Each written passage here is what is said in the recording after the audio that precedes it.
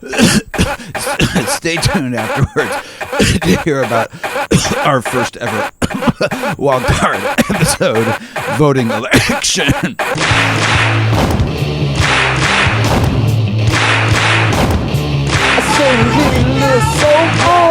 Yeah, you got to have a little soul. Yeah,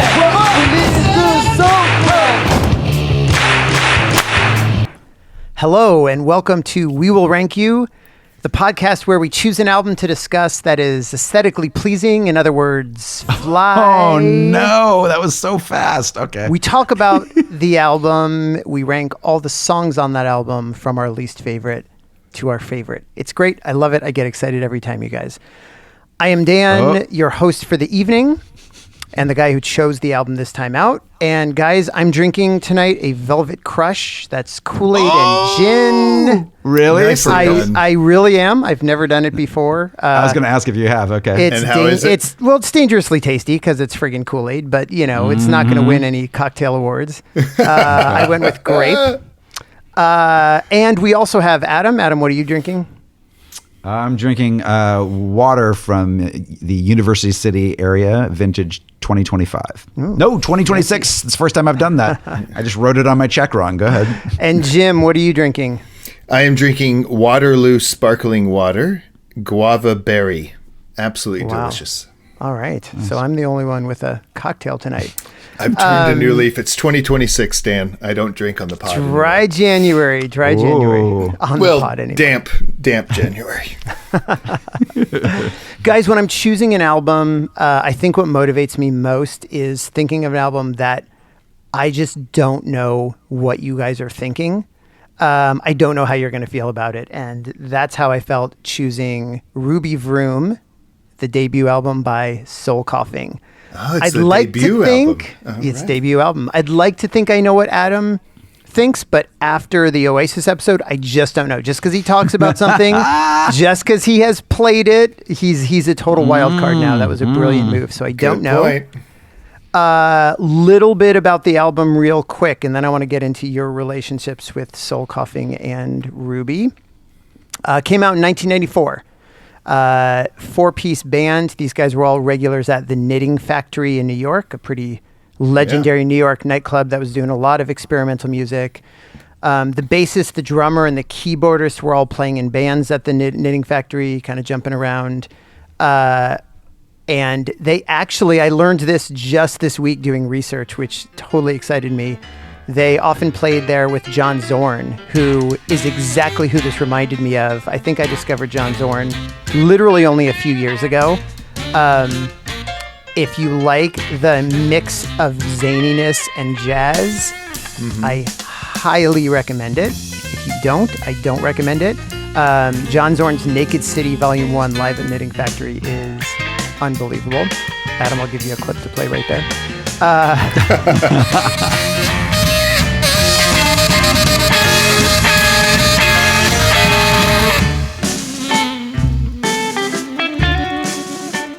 And so that just fascinated me that's literally 1989. So they were there. John Zorn was on the stage. They were playing in bands. It was in the water, as Adam likes to say. Meanwhile, I never said that once, but go ahead. What's that? I never said that phrase. No, but you talked about the UC water, so I just thought. Mike Doughty. Back to my fear of water. Mike Doughty, meanwhile, was a doorman at the Knitting Factory. And it was his idea to pull them all together into Soul Coughing, and they just put them together. They recorded an album, and that's what we have that we're talking about here all these years later. Who's Mike Doughty? Mike Doughty is the lead singer. Lead singer, okay. / lead rapper, talker, poet. Okay, I was wondering if we were going to call it rapping or singing, or I'm curious to see what you guys think. How would we describe it? Did he go on to be the lead singer of Cake? No. Okay, just is asking. Okay. Very different. They put out, I think, 3 albums. Yeah, 3 and done, I believe. Okay. The album was produced by Tchad Blake, which is one of those guys who has worked with everybody. Once you go down the list, Arctic Monkeys, Crowded House, Elvis Costello, Fiona Apple, Fishbone, Pearl Jam. I had always seen that Phantom Planet California, in parentheses, has Tchad Blake mix after it. I don't know why that song gets its own specific appellation to Tchad Blake, but it does. Anyway, so he's the producer. He often works with Mitchell Froom, which is like his main collaborator. They're both known for bringing in a giant room of vintage keyboards and whistles and rattles and xylophones. So you can imagine how that worked its way in. Mm-hmm. And Mitchell has a daughter named Ruby Froom. And they decided it would be fun to kind of mess with that. Maybe they got the V from Ruby's mom, which is Suzanne Vega. Truth. Shut up. Yep. Wow. So there's your little universe there. And it's funny, once I thought about it, I'm like, oh my God, if you think about a song like Blood Makes Noise, which is Mitchell Froom, it's got a lot of those banging and clanging, not unlike some of the sounds you hear in this. So sure. That was New York definitely sounding. happening around the time. I'd like to help you, Doctor, yes, I really would, but the din in my head, it's too much and it's no good. So anyways, that's a bit about the album. I'm sure we've got more bits and bots that Adam's going to spread through the rest of the episode. Perhaps. But I want to hear about you guys. So let's start with Adam. What do you think? Soul Coughing. Love them. First heard about them from a friend of my girlfriend at the time named Chris Clow, who introduced us to all kinds of good music. And, I think that the both of you know that it kind of goes without saying that I'm going to associate this a lot with that girlfriend who we've talked about on the pod before. But if you've never listened to me talk about it, I dated a girl named Summer Brannin around this time, and she sadly passed away from cancer at a very young age. And I wanted to do something in her memory and put together a memorial album of a lot of her favorite bands, and almost everyone said yes, and that includes Soul Coughing. No way. They were on Songs of Summer. Oh, yeah. Or Songs for Summer. Yeah. Songs for Summer. Yeah. So I'll talk about that track when we get to it, for sure. But we fell for them very hard, very immediately. And they were part of a large group of bands that I loved around that time. And we have never really ranked any of them. And they all were sort of the quirkier, for lack of a better word, weirder groups that played like the Horde tour that were a little bit more hippie-ish, but hippies liked them too.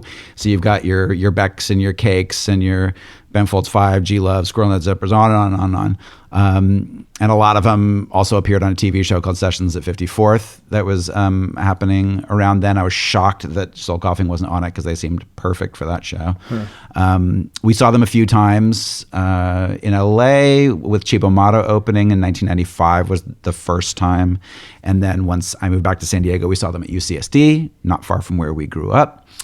And Summer did a great drawing of the drummer, Yuval, with his arms like crazy stretched out, because when he played, it looked like some of his cymbals were like a mile away. So she made this very exaggerated drawing that she gave to him, and he loved it. And I wish I had that drawing. I think that might have been like just done at the show, and she gave it to him. But yeah, they were really nice. When I started asking around to get bands on the record once she passed away in 1998. I'd never done anything like it. So I messaged a bunch of Soul Coughing fan sites, which existed even then in those early days of the internet. And I messaged a bunch of them, and some of them got back to me, and some of them said, "Oh, I'll pass it along to the band." And I got a message from Doughty, as he's known, Jim, so you know, his last name is what most people called him by. And he had heard about it from a few people and said, absolutely, I would love to be on there. So it was really sweet of them. And for better or worse, they broke up the day that the album came out. So while they in 1998. This is 2000, February of 2000 when when the record came out. News came out on what limited music news websites there were back then, Yahoo or whatever, that they had broken up on literally the exact day. So they went on to do other things. I saw Doughty play by himself a few times. I really loved the memory of seeing him play at the Casbah by himself, no backing band, and people were dancing to him. That's how rhythmic he is when it's just Amazing. him and a guitar, which I thought was really cool. And then in 2019, he decided to play this record in its entirety with a different band, and they toured it. So, Dan says thumbs down. Why? Because you didn't see it? No, it's got to be the whole. It's got to be the original crew. Well, yeah. What do you do when you've written a book that is so scathing of your band members that you think there's absolutely, literally no way this band will ever get together in a million trillion years? Goes to show And you. that's what happened last 2 years ago, 2024. And for Doughty the wrote very the first book. show, Doughty wrote a book about them and how much they hated him and how it immediately drove him into drugs.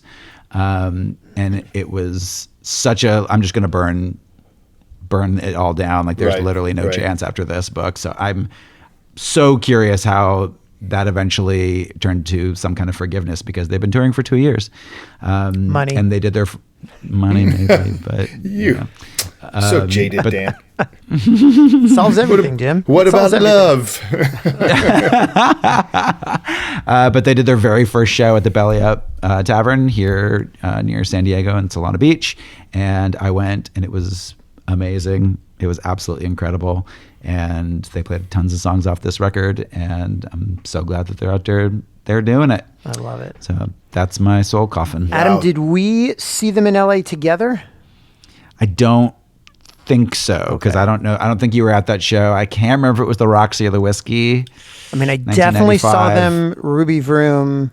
Behind Ruby Vroom. It was definitely not later than that. Wow. Okay. And it was in LA for sure. That was my only time in LA. Interesting. Pretty sure. Anyways, this album does remind me of summer. All of the quirky non sequitur. Obviously, there's these songs for Summer Connection, so I'm sure that was on my mind. But as I listen to it, I definitely think of her. Nice. Jim, over to you. The only two words I've understood so far are Suzanne and Vega. That's a quote. That's a quote. I never heard this band before. I heard the Oh, I names. love it. I heard the name Soul Coughing. I was aware that was a thing, but I Super couldn't tell you- Bon or anything from later you hadn't heard? Because that kind of became like a minor. I don't know. K-rock hit. All I've heard is this album. This album. Dan, Okay. you assigned the homework. It was early December, I think. And I'm like, ooh, a new band I get to, and I forget what other bands you've turned us on to, but you've got it's a mixed bag, right? I mean, you did No, that, right? wrong. Well, Dan, knowing nothing and going in cold, never seeing him live, obviously, not even doing any research on purpose, did not research anything. So that's why I'm so Love that. curious, and I want you guys to explain everything like I'm a 3-year-old, because I really am when it comes to this band. But yeah, I was very happy to dig into something new and can't wait to get into it. Do I tell you how I felt about the album now, or as we go? No, it's your choice. Nice. I mean, on Cocteau Twins, I couldn't hide it because I was going to gush about everything. So I came out with it up front. But Okay. a little air of mystery can be good also. No. I'll just take your lead, and since I'm not going to be able to hide it, Dan, you did it. Yes. You did it. You found the worst album in the world. This was freaking. Oh my God, Adam! I love summer. I hate this album. So that was emotional blackmail. Opening up with that. Strong move. My Adam. God, I was like, how am I going to talk shit about this when summer's so dear? So let's just put that to the side, because I know Dan wants my honest truth. And Jim. Dan, Dan, I have. I love that you're worried about summer. Like, I'm literally in the room, and you're worried about hurting her feelings. Like, I'm right here. Josh is in the room. So I was like, how do I say this? I was consulting with my wife. I'm the good guy. I'm the guy that wants everybody to be comfortable in the room. And do you have You're the good guy. comfortable? And Right, he by the was way, so right here- nice. He was so nice on Everything But the Girl. Like he didn't come for my babies and with a knife. And then I go, but Sonia, listen to this. And I turned on a particular track, and she went, "Oh God, you're in trouble." Is that? I mean, your son being the rap king of Oxnard has nothing to like Great prepare you question. for hearing something with some hip hop elements? No, I mean hip hop elements are fine if they're good. Okay. My hip hop is, and it's very little, but give me Bonita Applebaum. Bonita Applebaum, you gotta put me on. Bonita Applebaum, I said you gotta put me on. Bonita Applebaum, gotta put me on. Bonita Applebaum, I said you gotta put me on. How about a reference to that band in this album? But go ahead. Okay, yeah. So anyway. Speaking of, speaking of Everything But the Girl, like we just listened to 2 episodes ago talk like, oh, and then I started getting into jazz, and now all of a sudden you're going to be a hater on the whole genre. Oh my God. I have to say, like, Everything But the Girl and Oasis, for those of you who might have heard these episodes, Dan and I both sort of didn't really care for either of those and kind of said as much afterwards that we were both holding our tongue a little bit in niceness to Jim. So I love that Jim is saying, no, I'm the nice guy. No, when Jim doesn't like something, That's right. he is maybe the most gleeful about it. So this is I call bullshit. We're gonna now. we're gonna drop a super clip of like all the things Adam has said. I mean, Jim has said. Adam, I dare you to do that work. And it's just an absolute F for me. You know, the one line I said was, "I can't even." I was really disappointed in this track. I felt it. I've skipped over it so many times, Dan. I was like, nope, it's not happening. Ugh, guys, it's just so boring. It has to. I mean, that's the word that I keep coming to. 47 times you have to freaking clean that turd of a line out of the fucking litter box. Oh my God. I mean, this is already going to be the most. This is going to be maybe the most editing I'll ever do for an episode. I'm guessing, So Right, anyway, so I literally put it on and it got to a certain track, which we'll talk about. And I turned it off and I said out loud to myself in the car, Dan will not ruin my Christmas, my holiday season, and I put it on the shelf until January. And then so proud. and then I started listening again, and it was literally like, on the commute to work, which is about a half hour. And okay, here we go. We're doing our homework. He does his homework for me. I've got to, got to be right. Come clean here. Or come good here. And I was like looking for that. When you listen to an audiobook and you can play it back at like 1.1 speed. I was like looking for that button. I'm like, no, that's cheating. That's cheating. Do your homework. So Dan, I did do my homework, and I'm here, with all of it in my head, ready to talk like a good boy. So. All right. I was so curious, and I'm curious what Dan thought too, but I was really not sure what.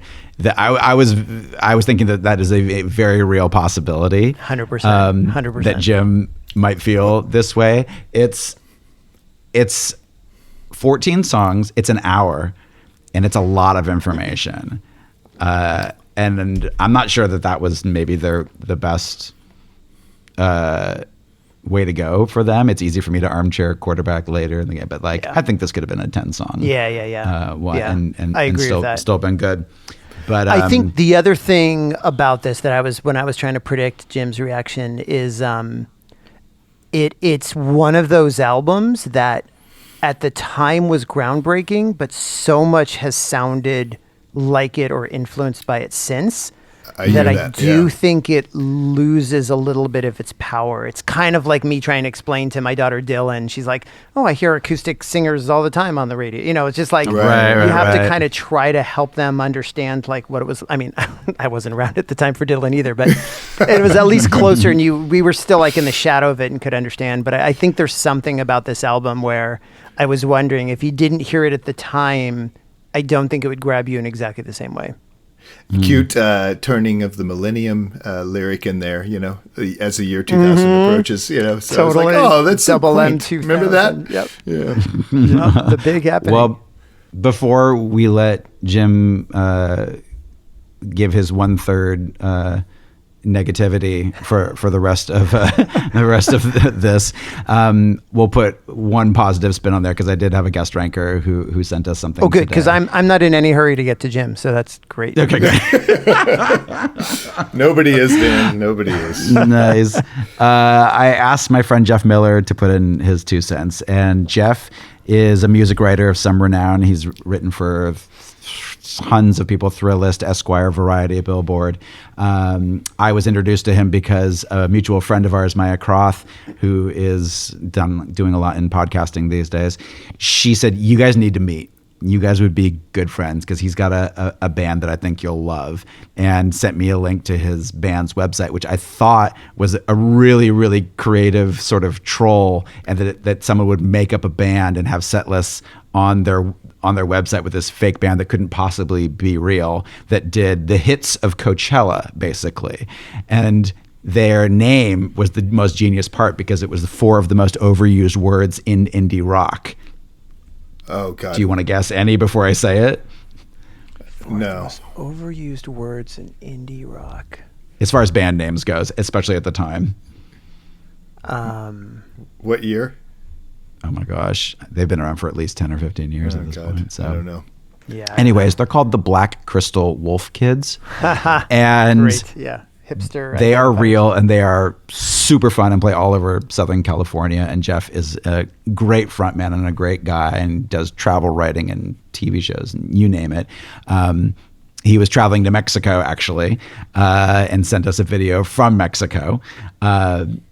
But here is what he had to say. Oh, and part of the reason why I know is because we had talked about our mutual love of soul coughing. So he accompanied me to that first show in 25 years at Belly Up. So I knew he'd be a good guy to get. So let me play you his video. He's like, I hate him. Hey, I'm Jeff Miller from Black Crystal Wolf Kids and the Pizza Jam. I have been a soul coughing fan probably for as long as soul coughing's been around. I remember hearing them on K-Rock in the early 90s. And Ruby Vroom, obviously the album that introduced me to soul coughing.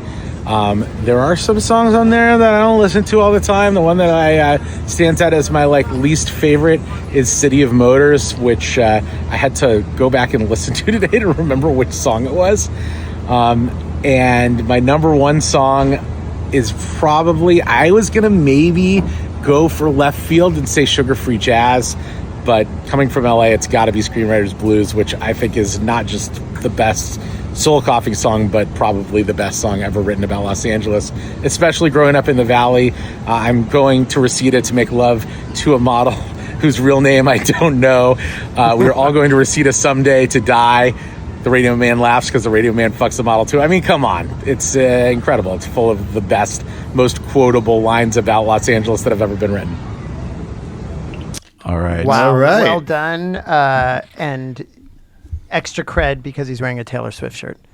Yes. Tie-dye, fish, Taylor Swift. Yeah, exactly. Beautiful. Yes. He has 1 foot in indie rock with his Pavement hat, and 1 foot in jam band with a tie-dye fish-styled Taylor And a 3rd Swift foot in pop.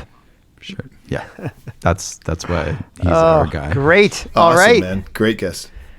So yeah, he's been doing this thing at a recording studio in LA called the Pizza Club, where it's like this open jam that's amazing. So Oh, if you yeah, want I to was look wondering up what that Pizza was. Club Recording Cool. Club, highly recommend. Nice.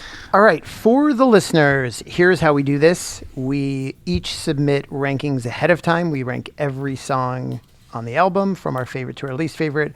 We anonymously plug them into the almighty spreadsheet that is blinded, so we haven't seen it ahead of time. And now I am going to count us down from our least favorite song to our favorite song, and we'll stop and discuss along the way. You guys ready? Any other housekeeping? I don't think so. No, let's do it. Let's do it, guys. Did you say the word group average? I didn't hear. Maybe. I already forgot what I said, but yeah, it's based on the group average. Yeah. Yep, you got it. Count down the group average. And so our communal last place is Zoom Zip.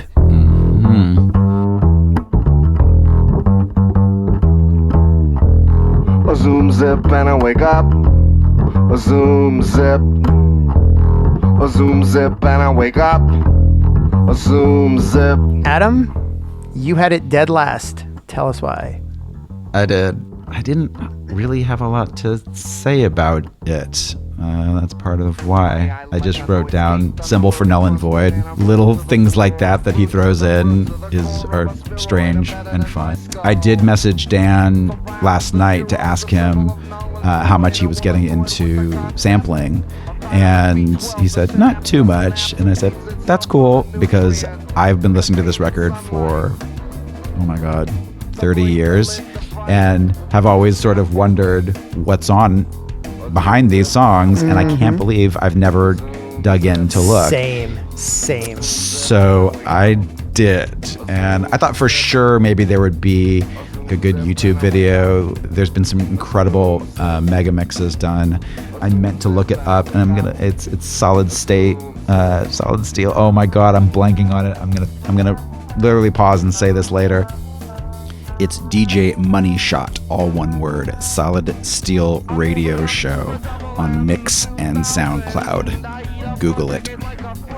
But there are some DJs that did a couple of incredible extended remixes of all the samples that were on Paul's Boutique, Beck's Odelay, and De La Soul's 3 Feet High and Rising, and a couple other Beastie records too. And they're unbelievable. And I was thinking, maybe someone did that for this, but they didn't. But luckily for us, there's a website called Who Sampled. Is that where you were, Dan? Yes. And I've been on it many times over the years. But I'll say I only wrote down the ones where I could hear it, because there's so many where it's like they claim it's in there. I'm like, I don't know. Agreed. I wrote them all down yesterday, but I don't think they all necessarily need to be mentioned, but they could get a quick mention. But I have them all. But this one definitely. This one's clear. Yeah, there was some cool stuff in there. I guess the bass line, Sebastian Steinberg is playing a cover of a Joan Armatrading song called "Opportunity" by Bobby McFerrin. So he's basically doing an a cappella bass line. Opportunity came to my door. Jim mentioned which Tribe Called Quest song? I already forgot. Bonita Applebum. Bonita Applebum. So yeah, there's this whole kind of reggaeton section of this, and I'm like, oh my gosh, what reggae song is that? It's been bugging me for forever, and it turns out it's not a reggae song. It's Jazz by Tribe Called Quest. Competition, them try to come sideways, but competition, they must come straight way. Competition, them try to come sideways, but competition, they must come straight way. But Recombination always reminds me of another album from that era, Combinator by another summer favorite band, the Inbreds, who are from Halifax, Canada. But every time I hear the word combination, I think of them. And then there's a few songs by a guy named Raymond Scott, who is a famous composer from the 30s, I guess, and he invented all kinds of crazy musical contraptions, and a lot of his songs ended up in Looney Tunes. So there's 3 songs of his in there, and one's really famous, which we haven't got to yet, but that's everything in. But I have it last. I don't dislike anything on here, but I think it's done better in other parts. If I'd never heard any other soul coughing song, I'd probably love this song, but I've got it at 14. Oh, that's such a great point. I thought about that with my bottom ones. I'm like, if I just heard this standalone, especially back then, I would have been like, who is this? Any of these songs would have gotten me into soul coughing, even though there's better stuff here, and so I don't need some of it, Right. We grew up together, and that's not how I feel at all. It's just so weird. Well, we were listening to a lot of the same stuff. We all love the Cocteau Twins and came off that, and now this is a whiplash. This is mid '90s now, baby. We've changed. We've changed as people at this point. I think it's a dark period. I think it's a dark period. You think Adam and I went wandering off into the wilderness? I'm just trying to figure out what I was doing. Still listening to the Cure? Me too, man. Me too. No. I mean, I saw you and your wife perform in Digable Planets. He needs to rap what he needs to laugh, but I'm cool like that. I'm cool like that. I'm cool like that. I'm cool like that. I'm cool like that. I'm cool like that. I'm cool like that. I'm cool. The chocolate taps on the rap. She innovates at the streets of that next. He has the phone plug with the vibrate. Them big crazy down with the vibrate. So it's not like you're allergic to rap type stuff completely, and you like Bonita Applebum, and this is in the ballpark. Got a lot of that, and it's got a hell but of I think and Jim loves his lyrics. Oh my God, thank you. Am I next to talk about Zoom Zip? You are. Go ahead. I got it at number 12, and I'd love to read all the lyrics to you. They're horrible. And I roll to the floor, fruit to the fruit, and I crack nouns, brother fuck the verb tense. I'm not understanding, guys. I don't get it. I don't understand it. It's not melodic. It's not pleasing in any way, and I want it to end. And it's my number 12. There's 2 worst songs of this album. It's not pleasing, and yet it goes do do do do. I mean, what a little riff. Yeah, you know what? You know what? That's a good point. Here we go. Talk to me. I almost said, okay, just ignore all the singing, rapping. Just go by just bass and drums especially on this album. My God, the grooves, right? So I was like, just rank it according to that. But that's cheating. You have to have to take the whole song in. It's hard to ignore Zoom Zip. It's hard to ignore Recombination then Viacom Safeway. I just Can we talk about that line for a second? I was Please, like, explain that's it to funny. me. It sounds like he's saying Recombination then Viacom Safeway. And I just remember the first time I saw the lyrics, I was like, "Oh, that is what he's saying." I assumed it was one of those funny misheard lyrics. Yeah. I'm like, well, oh I was God, wondering. I was wondering if you guys went to like Genius and looked up all the meanings behind it, because I did no studying, of anything behind the songs. So I did at one point. Totally, it's basically interested in empty, that. which is perfect. Okay, good. Yeah, Basically. just like Cocteau Twins lyrics. Like, exactly. Don't try to pierce the veil. Definitely not. Definitely not. All right, number 12. I've got it at number 10. Don't have that much more to add, personally. I think the thing you didn't mention, you talked about the drums and the bass, which are so often amazing across this album. But I also think, I'm not going to pronounce his name right, but Mark Lee. Where do I have his name here? The keyboardist who basically plays all the samples. Mark de Gli Antoni, something like that. Basically weaves in all of those samples and adds all those keyboards and those noise layers on top. And to me, it's just there was obviously a lot of sampling at the time. We talked about Beasties and stuff like that. Obviously hip hop in general, but the Beasties were doing a ton of it. But there's something about how Soul Coughing does it where I feel like it fits in the song even more. It's actually like the samples become an instrument, kind of like other bands like Avalanches and stuff would do later.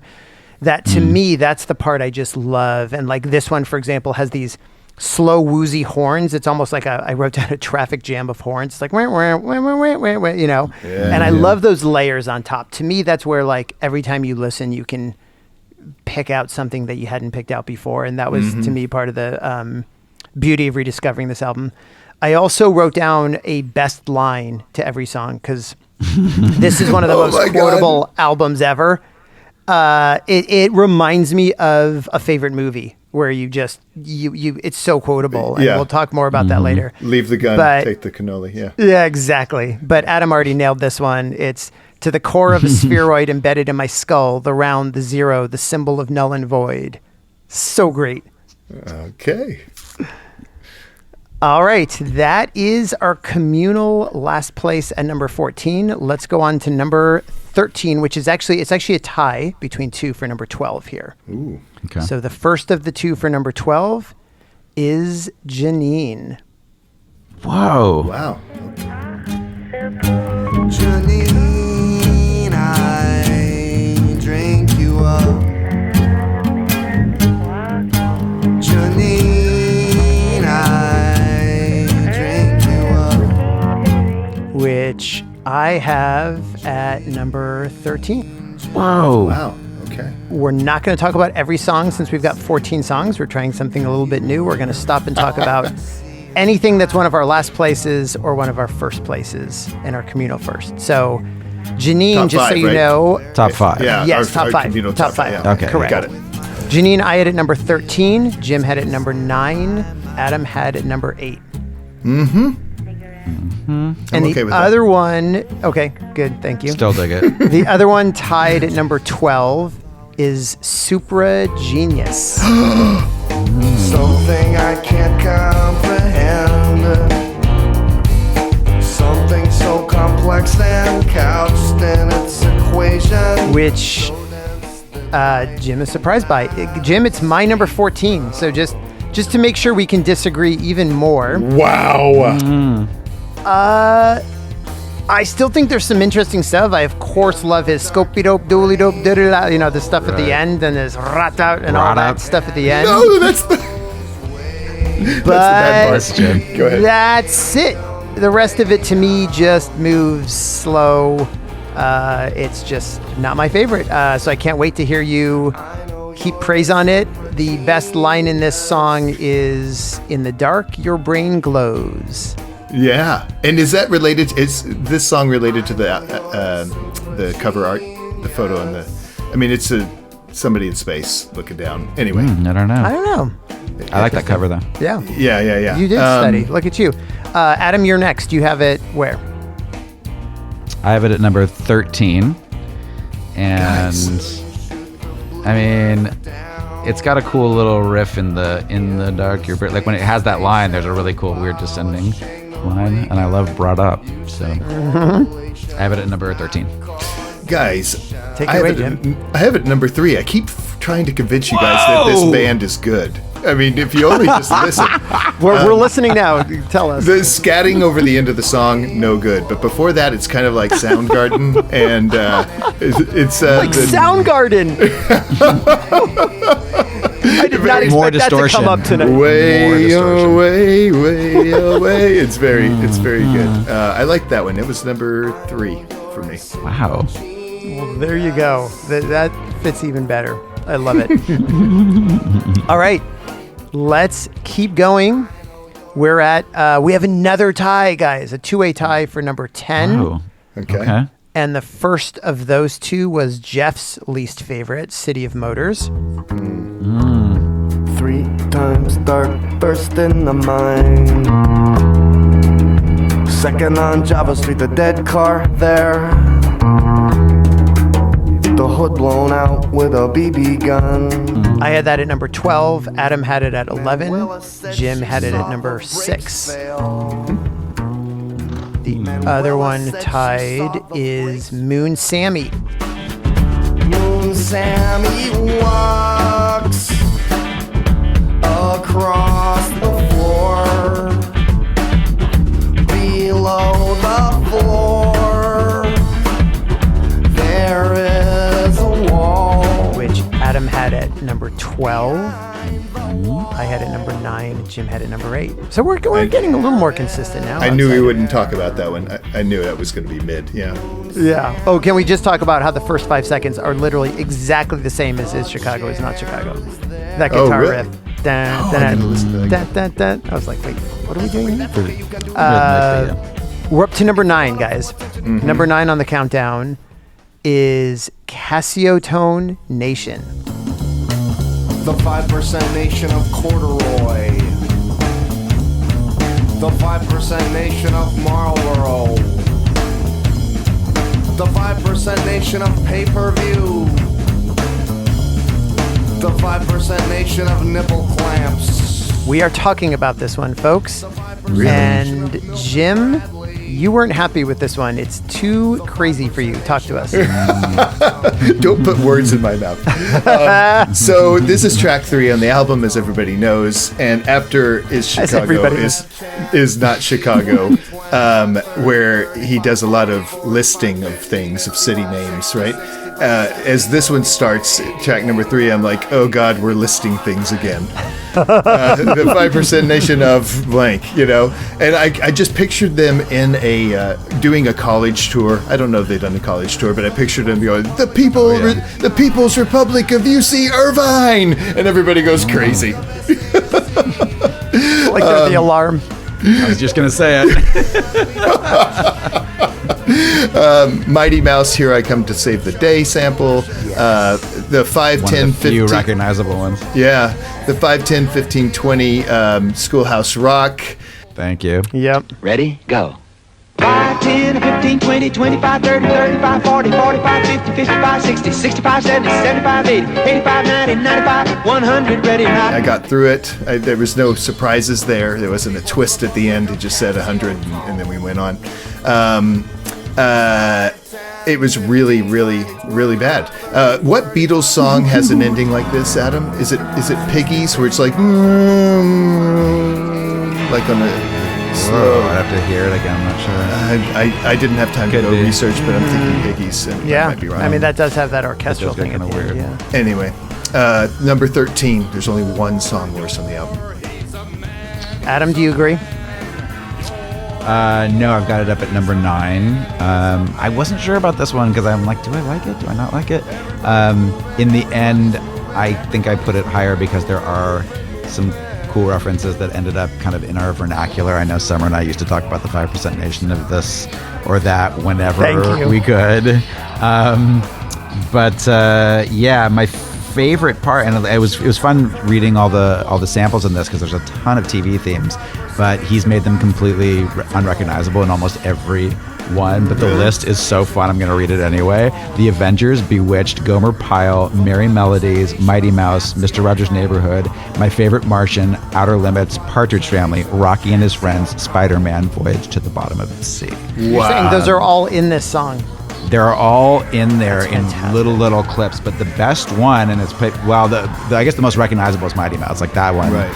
You knew, but that cacophonous xylophone thing that kind of echoes and amplifies and is my favorite part of the whole song. That's from the opening of Mr. Rogers. He's just completely rearranged and tweaked the notes so that it's just this amazing part. It's always been my favorite part of it. One thing that could have been a reference, probably as a reference, when he's saying "Everybody move in, everybody," it's probably "Waiting Room" by Fugazi, which is a song Geezer has played a million times and is very famous in Southern California punk circles, and they're from DC. Everybody move it, everybody move it, everybody move it, move it, move it, move it. Please don't leave me to remain. I could not believe that I didn't recognize that bit. But the other one that he might have been referencing, and I hope he did, for anyone that listened closely to the end of our Laws episode, there is a song on a Sesame Street record where Bert is talking about words that start with the letter L, and he's coming up with words, and at one point he says, "La, la, la, la, lumps in my oatmeal." La, la, la, la, lump in my oatmeal. Can't believe I didn't notice it. I didn't know that song until the last few years because it's a Charlotte favorite, but holy moly, when I heard that this time through, I'm like, oh shit, that's so great. That's awesome. So that's my number 9. And apparently when they recorded this, the producer had Doughty just keep improvising, just keep shouting stuff out. So I'm really curious what he came into the studio with and what he just shouted there, because I could see him coming up with any of those things, as he went. I mean, we haven't really said it yet, but like the way he takes all these random words that are in quote modern culture in the 90s and just throws them in, and with repetition makes you like, it blows your brain apart to kind of like, whoa, that is a weird word. Like when you hear anything that many times in a row, and I could see how it would annoy people, Jim, but at the same time, it's really cool in a weird beat poetry kind of way, and that's what he did. I would go ahead. There's so many just signs of the times. There's so many things in here that would be lost to time, but they're in the pop culture, and he puts it in there in weird ways that are sometimes really, really clever. So I can't have you just hating. Yeah, I totally. It just hit me that, Dan, what you said, like if you were living through it. The Schoolhouse Rock wasn't on YouTube back then. It was like our secret handshake, Schoolhouse Rock. And we loved talking about Schoolhouse Rock. So if it's all of a sudden appearing in a song, these guys must be born in 70, 71, 72. They have to be our age, this band. Well, that was part of the problem, and for better or worse, with that band, is that Doughty was young. He was in his early 20s, and they were 10 years older than him. Got it.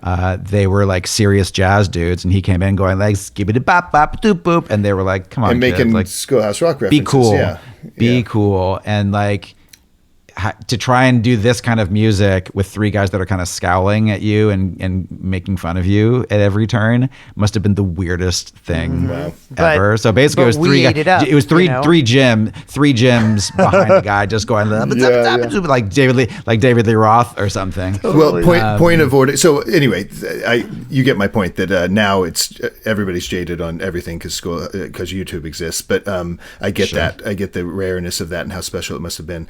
Point of order: chocolatey delicious. It's Lucky Charms are magically delicious. I don't know what cereal is chocolatey. He's fucking with Cocoa language Puffs. in so many different ways. Yeah, Cocoa Puffs, but that's he's twisting so many phrases that we know. Totally. So when you think he's referencing something, it's all of a sudden Viacom Safeway or whatever. Totally.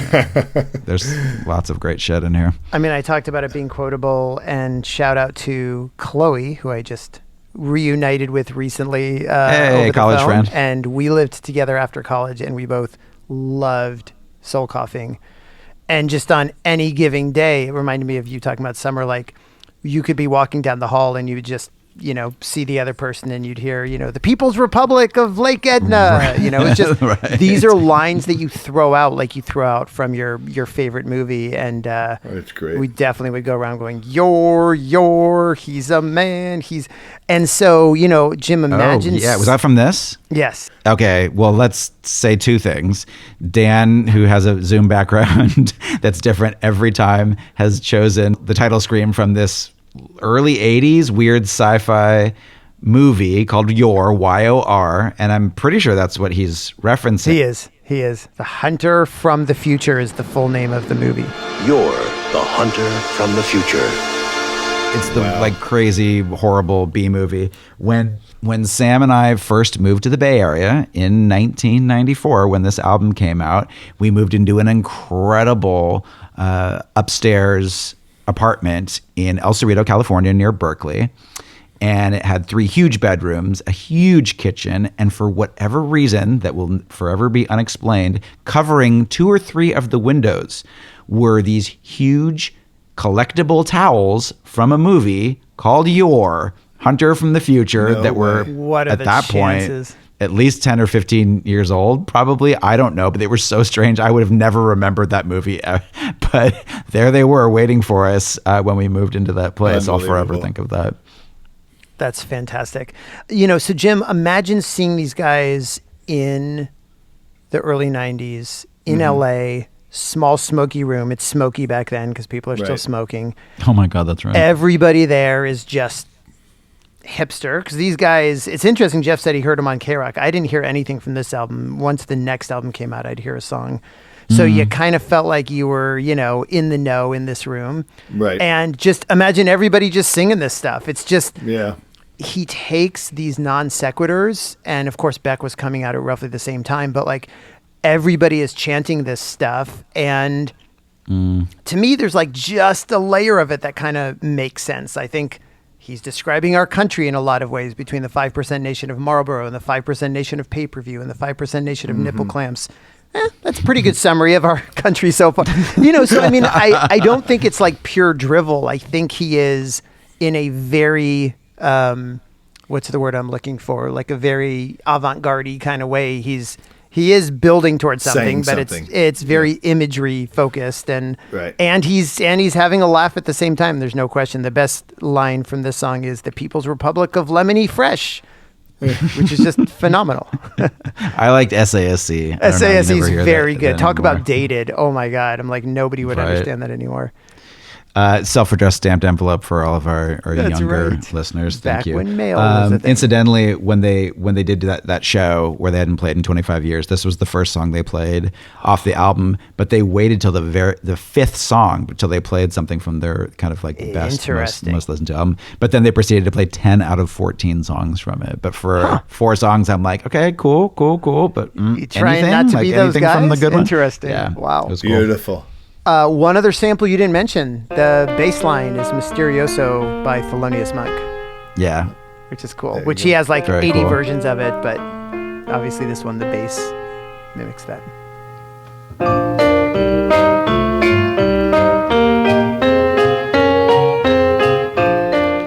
Yeah, I'm curious because like there's a few of those where the bass line is this, the bass line is that.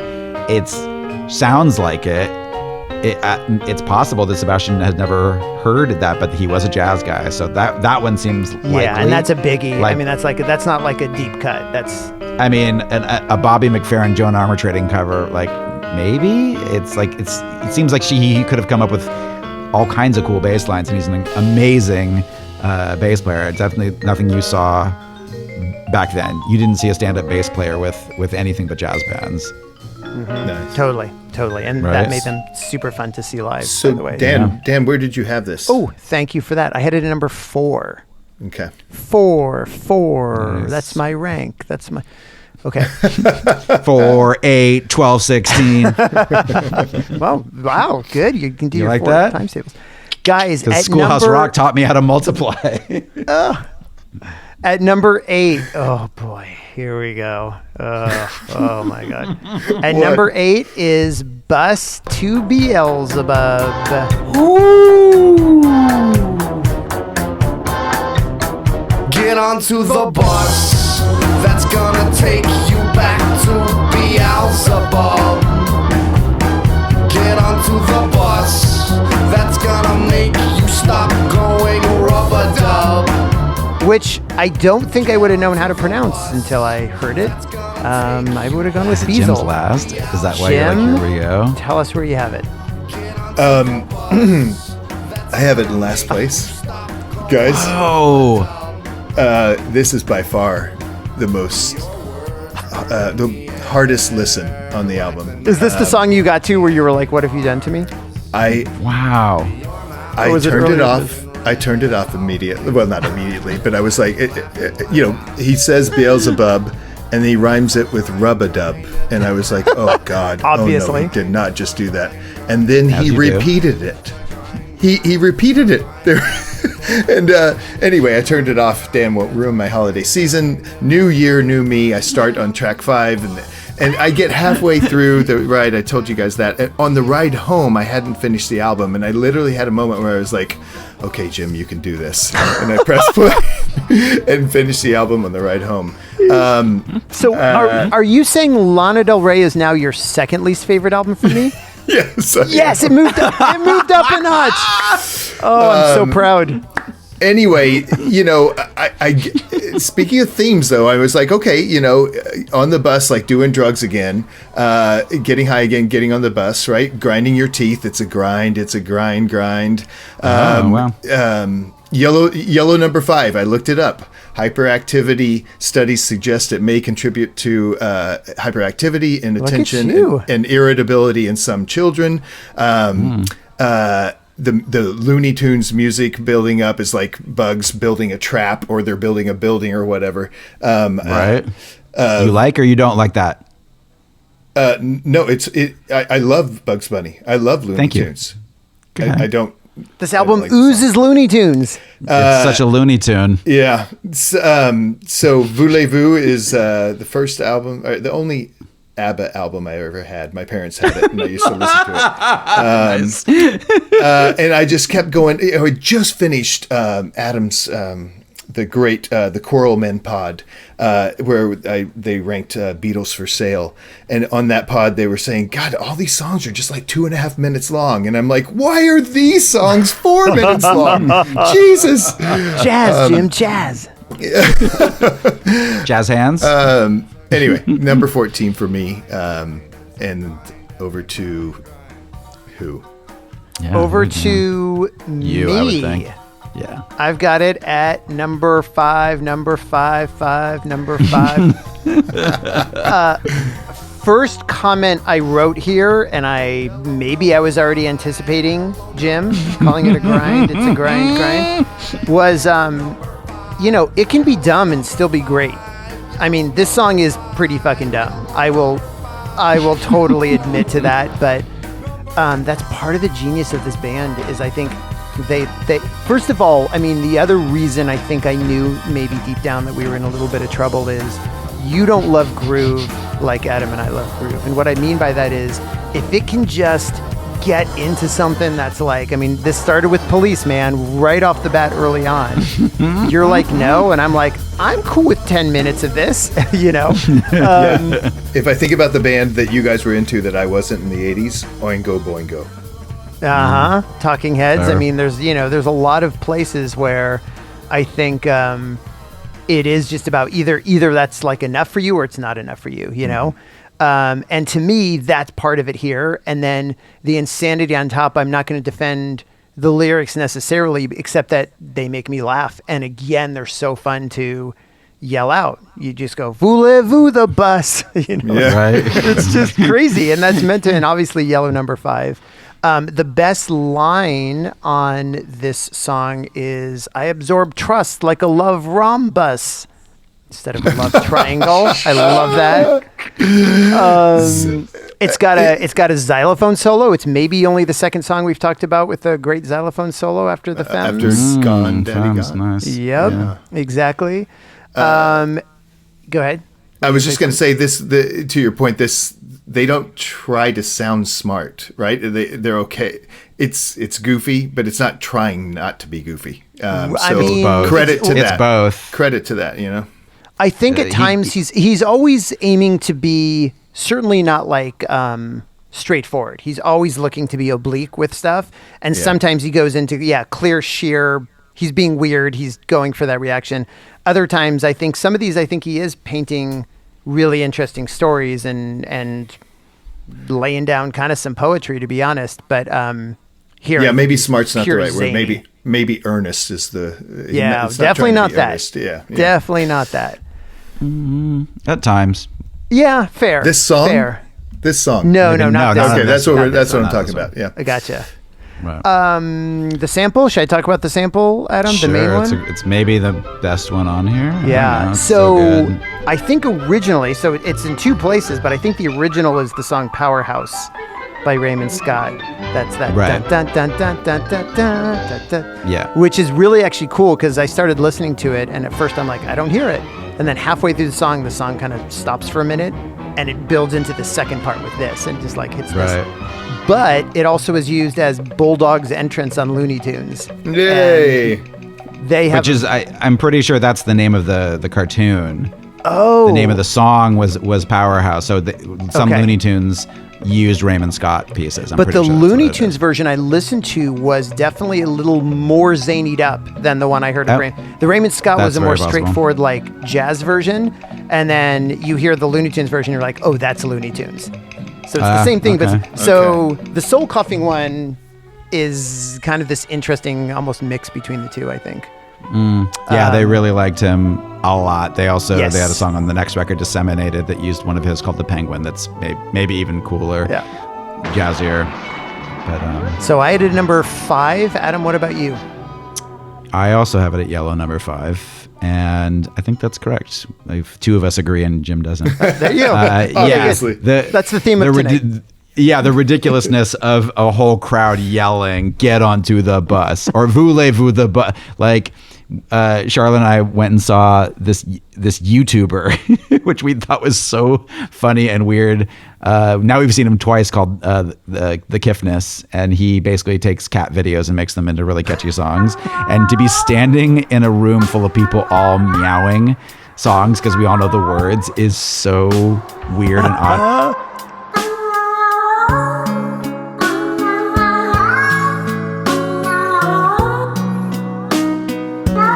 It's a little bit like this at times because the stuff that he's made into hooks sometimes is so crazy. Totally. And that's really, really fun. But yeah, it's that backing that boosted this one up to number 5 for me. I love the double time at the end, like the crazy fast jazz outro. It reminded me a little bit of Underground by Ben Folds 5, which was from around that time too. They also had jazz chops. But yeah, I was really, listening to that. I love it. I love it. Okay, that's my number 5. I love it. Oh, thank you, Adam. I'm glad we got to end on you. All right, number 7, guys. We're up to number 7, and number 7 is Sugar-Free Jazz.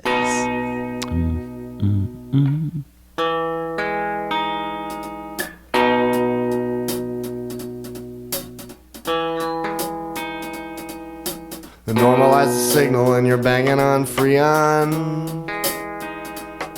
Paleolithic Eon.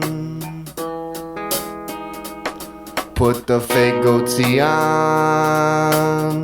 I'm going to go first. This is another one you're going to be shocked. I have Slow. I started by thinking, I love the vibe of this song. And I love that it's just kind of, it's just in that pocket, kind of slow and mellow. But I don't know. There just wasn't enough here. There's the seagull sounds that I love. There's the sad dog echoes. There's sad horns. There's slowed down ray guns. There's definitely like a lot of cool textures to it, but it didn't feel like what I ultimately love most about them and about this album. So I have it down at number 11. The best line is normalize the signal. You're banging on Freon. Paleolithic Eon. Put the fake goatee on. I mean, if you're going to knock some rhymes, Jim, you got to respect. Banging on Freon with Paleolithic Eon with put the fake goatee on. Anyways, so I've got a number 11. I will hand it to you guys who both respect this song so much more. Adam, you're next. Oh, wow. Yeah, I've got it number 6. And I just wrote vibe, exclamation point. It's a really cool mellow shuffle, and it's super swooshy. Like it's hypnotic in a really cool way. Simple guitar riff. Dig it. So that's my number 6. Yeah, you can get into this groove. It's my number 5. It's got one musical idea. It's repeated, but it's okay because it's a good idea. Stack wax lie like a placemat won't lap, but help you at the automat. I don't know. And point of order. Wouldn't full sugar jazz boom cooler than sugar-free jazz? I mean, shouldn't it be? Sugar-free is less than, right? I don't know. I think it's an interesting adjective to put in front of something that's obviously not quantifiable in that way. I kind of dig that. I actually agree with you, Jim. That's why I have it at 11.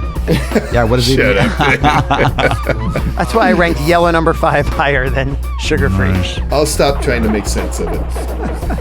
Number 5. Awesome. All right, guys. Number 6, and then we're into our collective top 5. Okay. Number 6 is Mr. Bitterness. There's a bar they call the Bitter Sea, and she sits and drinks the Velvet Crush, and that's Kool-Aid and gin, casing the Clianto like a relentless cameraman. She is elsewhere. Which you would think Jim would go first. Boom. Nailed it. But no, Adam, it's you. Oh, wow. Number 10 for me. It's really cool rhythm. Yes. I mean, I can't say right enough off the about their drummer. He's maybe the greatest drummer I've ever watched. I saw them 4 times, whatever it was, and I was mostly watching him because it is just so insane. And 25 years away, and he's turned into my roommate, Darren Edwards, who I think some of you, at least Jim, has met. Yeah. He looks so much like Darren. It's insane. Wow. And Darren's a drummer, so it was pretty incredible to watch. There's a lot of interesting referencing in here. She Cracked Now is probably from the Modern Lovers. She's cracked. She cracked, upset, but I won't. He mentions a bunch of song titles in here, and I love that he mentions You Can Keep a Knockin' But You Can't Come In, which I think I mentioned on another episode is where Dumb Guy Voice came from when we did that in Little Richard.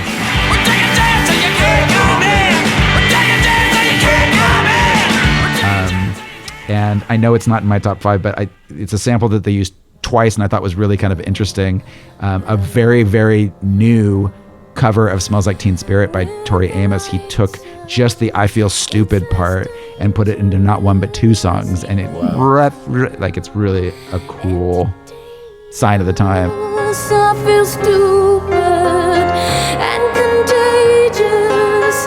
Here we are now, entertain us. It was and creepy and cool. I love that he put it in here. That's my number 10. Awesome. I'm next. I have it at number 6. Yeah, for the same reasons that Sugar Free Jazz, I love the vibe, but it just was lower. This one, I just started to love more and more, and I moved all the way up to number 6. This was probably the song for an album that, I listened to so much back when in the 90s and 2000s and don't listen to nearly as much anymore. So it's always interesting when you're listening for the pod, when you start to do this studied listening, there's always something that moves higher than you think or lower.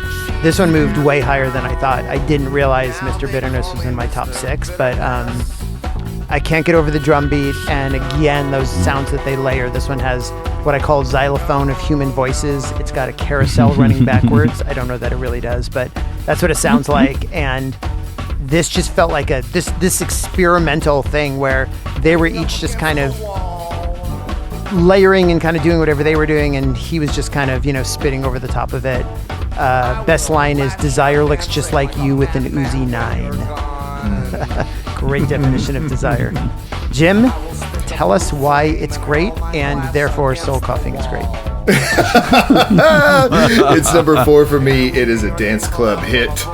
You cannot not move when you hear this, and going down, down, spiral down, down, down, down, down, down, down is a great little groove and moment on the album.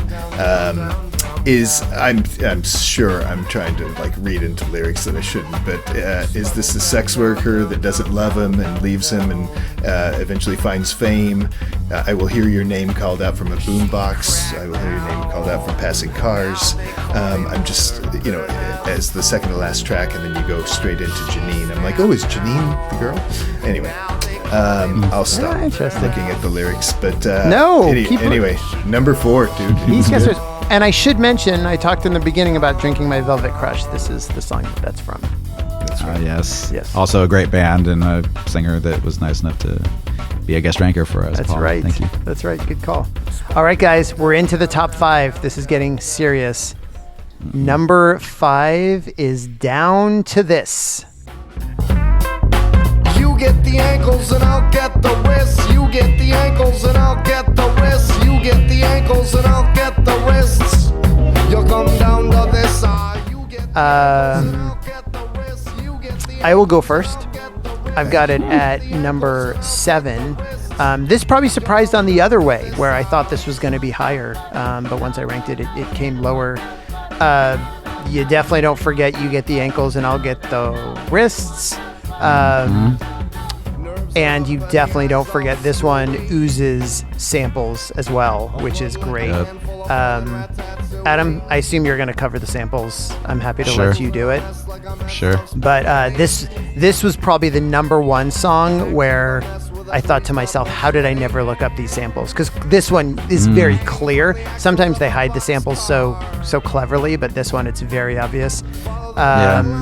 Again, super fun to yell, but to me, there just wasn't enough to make it go higher. The best line is, lie low in the mittens in the lost and found. I like that visual. The sad little mittens in the lost and found. So yeah, I've got it at number 7. Over to you, Jim. I got it at number 7 as well. We agree on everything, you and I. That's great. I had to read the lyrics because I wanted to make sure that this is like they're carrying a dead body out of a room and not holding somebody down to, do something bad. So, dying in a mob hit in Chicago, it made me and I'm thinking in Chicago, wait a minute, is this a concept album? Is there a story here that I should be paying attention to? Because it starts in Chicago, it goes to LA, we're in Kansas, and anyway, I still don't know that. You got it. You figured it out. I thought you guys would tell me. Anyway, number 7, good song. All right.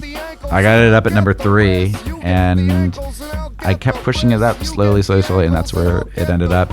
It's almost like a weird little country soul thing happening. So it reminds me of there's songs on Odelay that kind of have that kind of good call. Vibe to it.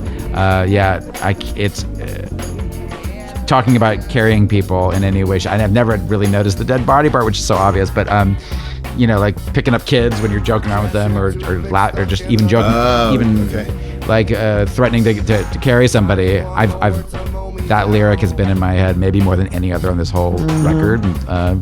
It reminds me a little bit of a song that I definitely have never heard by Beastie Boys called Do the Jerry Lewis, which is never released and no one is supposed to have heard. I definitely didn't have a friend play it to me once.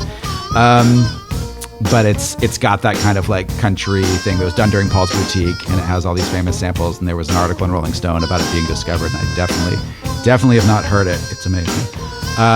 Please release that song. So there is one part that's really cool where it kind of breaks down into what sounds like the old song Cheek to Cheek, and you hear it saying heaven, and that's not on the sample list. So I'm curious whose version of Cheek to Cheek might be in there. There's a little bit of tambourines. It's like a cool little breakdown. But yeah, same with Dan. There's some obvious, I don't know that any of these I could have told you off the top of my head, but there's a couple famous songs on here, and I can't believe I didn't know. Oh, I couldn't have told you any of them until I looked them up. Yeah. Well, Smokestack Lightning by Howlin Wolf is a very, very famous blues song. I've heard it many times, and he's literally singing. They have him singing the title of it. But it's stretched out so much that it didn't, like, once you listen, I was like, okay, I hear it, but they always play with it. They don't just like play the sample for the most part. Yeah, and it has to be said that watching him do it live, and I don't know how much he's screwing with it live once he's already done it, is so incredible to watch and think, okay, there's a jazz rhythm section, and on some songs it's just a jazz rhythm section and him putting this cacophony over it, and some of it is fitting in really cool rhythmic ways, and some of it is John Zorn just flying shit in at random, and I love it both ways. Like, what he's doing was so groundbreaking then, and still now it sounds like insane, like it doesn't sound dated. It doesn't sound 90s because a lot of the stuff he's working with is from the 30s, 40s, and 50s, which is such a cool, weird move. It's so New York. So some of the more obvious ones, I knew that was the Andrew Sisters, obviously. Like, I just didn't know the song. It's called "Don't Sit Under the Apple Tree with Anyone Else But," which is the part that they love. With anyone else but me. Well, and the no. Right. Don't sit under the apple tree with anyone else but me. Anyone else but me. Anyone else but me. No, don't. The guitar riff I assumed Doughty played, but it's not. It's from a Toots and the Maytals song called "Time Tough."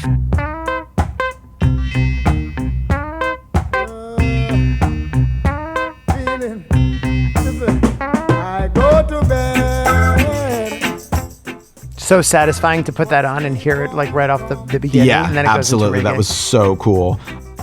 And then probably the biggest surprise for me, because listening to it on headphones a couple times to do this, there was one part where I'm like, what is that cool, like, Rhodes organ that sounds all buzzy and cool? It turns out it's the intro to What I'd Say by Ray Charles, like one of my favorite intros to any song ever, but he's just rearranged the notes and maybe like pitched them up, down, or I'm not sure, but it sounds so cool. And then all the other stuff, I don't really, it's really hard to hear. You have to assume that who sampled found this out somewhere. There's a hierarchy of people who submit stuff and it can be taken down. It's like Wikipedia, like whatever. But you've got songs by the Roaches, Digital Underground, Louis Armstrong, and Etta James also probably in there. But the hooks are so get in your head from this song, and I'm like, oh, it's got to be up. And I guess it was a single. There's a video that I didn't watch, which now I want to watch. But what a cool sound. Is that the only single? No, there were 3, which is nuts, because I didn't hear any of them ever on the radio. It was Down to This, Sugar Free Jazz, and Screenwriter's Blues. Got it. Which, if you told me to guess at least 2 singles, I wouldn't have named any of those, which is crazy to me. Not because I don't like them, but just they don't scream single to me. Yeah.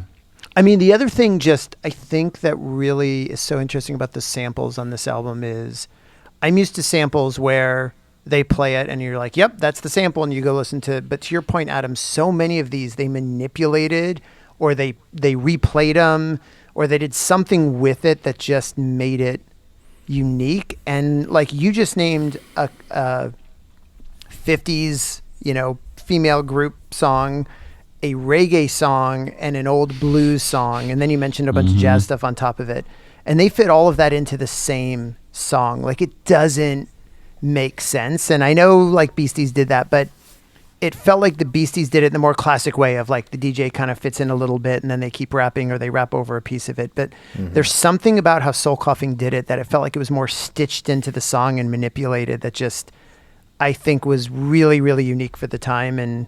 And again, I think of a band like the Avalanches that like created entire songs without playing a single note, but you just can't even imagine it when you hear the song. I think it's just super fascinating. But Soul Coughing was doing that 20 years before, or at least 10. Yeah, I mean, this is 6 years after De La Soul, who got sued famously, and everyone started getting panicked about what to use and how to disclose it, and fucking with it beyond recognizability is one way to do it. So I meant to look up what they did, who they credited in the credits, and which means some people got paid. Some people definitely got paid for these because some of these are very obvious, but I'm sure not everybody.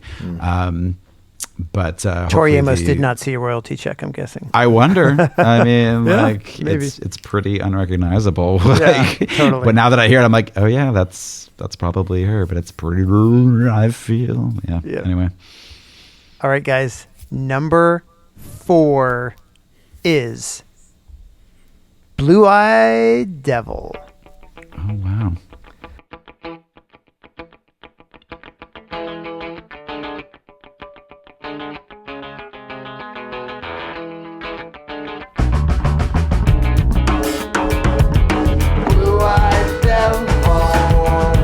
I have it at number 8. Okay. But it spent time in my top 5. I mean, this is a hook. That riff is phenomenal. So I get that you both have it higher. Those drums come in. Oh, the drums. Excellent. And this one definitely plays with your headphones, where the guitar riff's in the left. The right is reserved for all of those wacky noises and sound effects, which I love. Some of those horns and crazy stuff. Blueeyed Devil, just a very provocatively named song to begin with. The best line is spoon to the lighter, to the lighter, to the gun. Devil lapsed out in a pool of sun. Amazing. Although I will say, we're talking about like, is he just pure silliness or does he at times just sound downright literary? Name a better, like, this is as good as anything we studied in American Lit in college. Like, drawing a character as born to be a god among salesmen, working the skinny tie, slugging down fruit juice, extra tall, extra wide. I know exactly who that is. It's the Blueeyed Devil, people. So really loved it. This is one of those that just pained me, but somehow it made its way down to number 8, but I'm not happy with that at all. By the way, I am mortified to know where Jim's line is, but we do a thing on every podcast where we talk about our line, which is basically everything above it feels essential. We need it in our lives. We need to have it. Everything below, even if we like it or not, we don't necessarily need. So for me, the line is number 8. So Blueeyed Devil is the first song over the line for me. You keep it. Okay. I keep it. I'm keeping it. That's interesting. I know I'm next because I have it one above you at number 7. And yet we're at number 4. That's good math, Adam. Yeah, good job. that 5, means, 10, that 15. means Yes, number 7. Go ahead. Jim has definitely done some heavy lifting. He must like this song. If you and I have it at 8 and 7, it's this high. And it is one above my line. I also like 8 and above on this, which I wasn't sure where I was going to. Yeah, me neither. Yeah, cool, funky ass guitar. It's a little bit like Chicago, not Chicago, but it's so cool. You named all my favorite ones. Spoon to the lighter, though, I never really knew that's what he was saying, and he became an addict. Yeah. So I was kind of like surprised to hear that early on. I don't know when that started for him. It doesn't mean you can't write about it if you're not doing it. But there was a line in there, kind of like the Tribe Called Quest line, where I'm like, he's quoting something, and I couldn't figure out what it was, and it's that line about King of Siam, get the trouble frying. And I'm like, what the hell is that? And it was driving me crazy, and I was pretty sure I knew it from a Schnickens song, another rap group from around that time, and I had to look it up, and it was... I'm pretty sure this is what he's doing. They were doing it in a song called Ring the Alarm.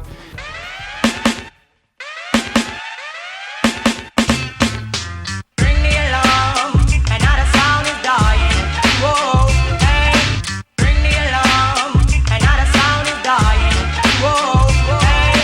and the line is, ring the alarm, another devil, another sound is dying. And I was like, okay.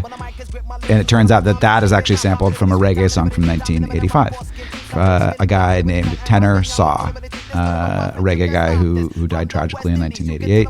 But I'd be shocked if he wasn't taking that melody and playing with it, because the sound of the words is very similar, and it's a cool reference, and it seems to be the kind of thing that he would be listening to. So I was glad to finally figure that out after listening to this for 30 years. I'm like, I know it's Schnickens, but I've never bothered to look it up. So I mean, I agree. 7. A band like this, you kind of have to give them benefit of the doubt and assume everything's like a reference, because there's so many crazy ones already.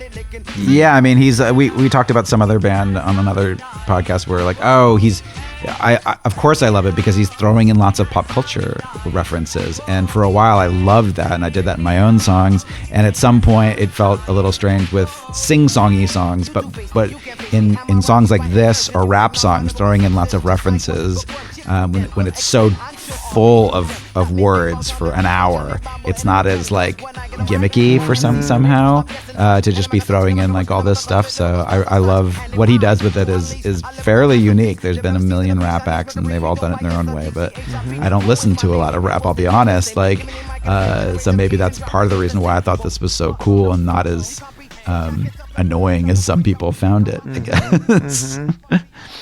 Jim doesn't find this one annoying. Jim, go ahead. No, this is my number one, guys. I figured. I literally thought, I checked the phone and I was like, wait a minute, did I just skip to Spoon? The opening of this song is fucking Spoon. It's so good. Yeah. And it continues to be great until about 3 minutes and 30 seconds, and then all hell breaks loose, and I'm like, oh yeah, it's still soul coughing. Is this? I get the salesperson. I was like, wait a minute, but moving door to door, and then the drugs come in. Is this a drug dealer? No. This is a top-notch salesman who has a dirty secret heroin addiction. King of Siam, I am, and my Siamese twin. China white powder is trouble, and getting it frying in the spoon to the lighter to the gun being the syringe. I just love it. It's really good stuff. My number one. Really good lyrics there. Nice. I love it, Jim. Such a groove. Let's end there, guys. Oh, wait, no, I was just going to say, and because of 3 minutes and 30 seconds in, my line is above number one. I take 0 with me. The null, the void. It's the first time that's happened, I think. Oh, you took some on? Yeah, this is below Lana. Amazing. Oh, God, what am I going to do for my encore? This is going to be tough. I got to get something lower than soul coughing. Guys, we are up to number 3, despite my temptation to just kill it after Jim's number 1. And on that beautiful, beautiful, sweet note. But no, it's time to, the pain must go on. With our number 3, which is Chicago? Is not Chicago? The fundamental universal question we all ask ourselves. A man drives a plane into the Chrysler building. Jim? Where do you have it? I have it at number 10. Good beat, horrible rapping / singing. There are a lot of repeat lines coupled with a lot of pauses on this album. Have you guys noticed? And so it caused me to do a lot of, a man drives a plane into the, and I was like, let me guess, Chrysler building. You could have said another building like he does on Casiotone. So Saskatoon is in the room. Hey, that rhymes kinda. All right, maybe I'll just list cities that are, rhyme with room. It's so fun to choose. Too hard. So anyway, Saskatoon to Chicago is a 20-hour drive. Poulsbo to Chicago is 31 hours. Bennettsville is 11 hours. Palmyra, Pennsylvania is 10.5 hours. And then you got to start taking flights like Khartoum, Sudan, Phnom Penh, Cambodia. Damn it, I practice that. This is like one of those. This is like the post in the middle of the MASH camp with all the signs. Yes, exactly. Far away. Pyongyang, North Korea, and Cairo, Egypt. That ends the list. Anyway, so much geography. Amazing. Disagree, Jim. I've got it, which is the new name of this podcast. I've got it at number 2.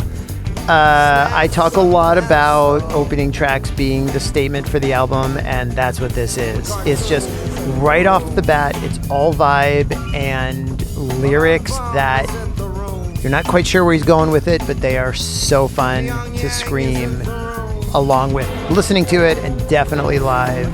And talk about something I just get hooked on. I mean, I just sing the opening of this song all the time to myself, like for years and years. It's just, that's unfortunate. It lived doesn't in Chicago. sound like anything. And I lived in Chicago, and how many times did I say to myself, is Chicago? When Jen asked me what one we were doing tonight, she does not know this album, but that's all I had to say to her was, is Chicago? Is not Chicago. She's like, oh, got it. But they're from New York, you said. Or they're from New York, but there's so much Chicago in this. I don't know, Adam, if there's a Chicago connection with them.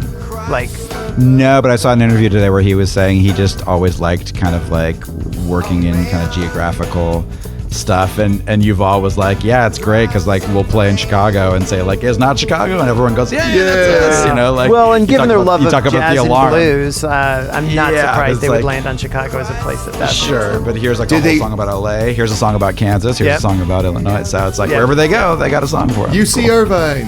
No, did they record this in LA? This album? Yes. Yeah.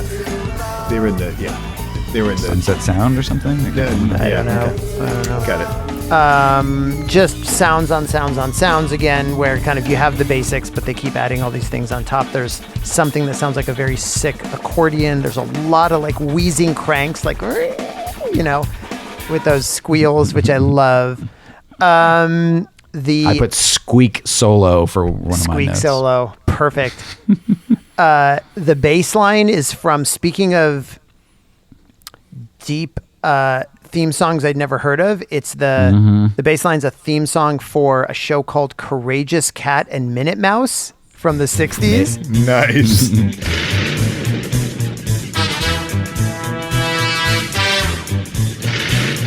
I hope that it is, because when I saw that, I'm like, I'm like, it's a funky jazzy bass line. It sounds almost identical, but like, I mean, it sounds identical, basically. Yeah. To me. I mean, I keep saying that about the bass lines because you can't be sure. Because samples, it's like he found these crazy true, TV shows. But I think when you've got an album that has that many bass lines that essentially are from something else, I think that's what he was doing. He was quoting, which is a fun element, I think. And he definitely knows his pop culture. Like he doesn't get talked about quite as much, but he moved to LA and became an essential part of the Largo scene, which is a famous club. So he's been playing with everybody at Largo for as long as we can remember. About? Sebastian Steinberg. Okay. So he to be able to hop on just about anything. You got to be able to. You got to really know your shit. Yeah. What was the clip I sent you the other night? I'm already blanking. Oh, it was John Bryan playing at Largo from just a couple nights ago, and literally he runs out because he must love God only knows, because he ran out with a with a stand-up bass, not something easy to do, just so he could play along. Nice, it's cool so clip. Awesome.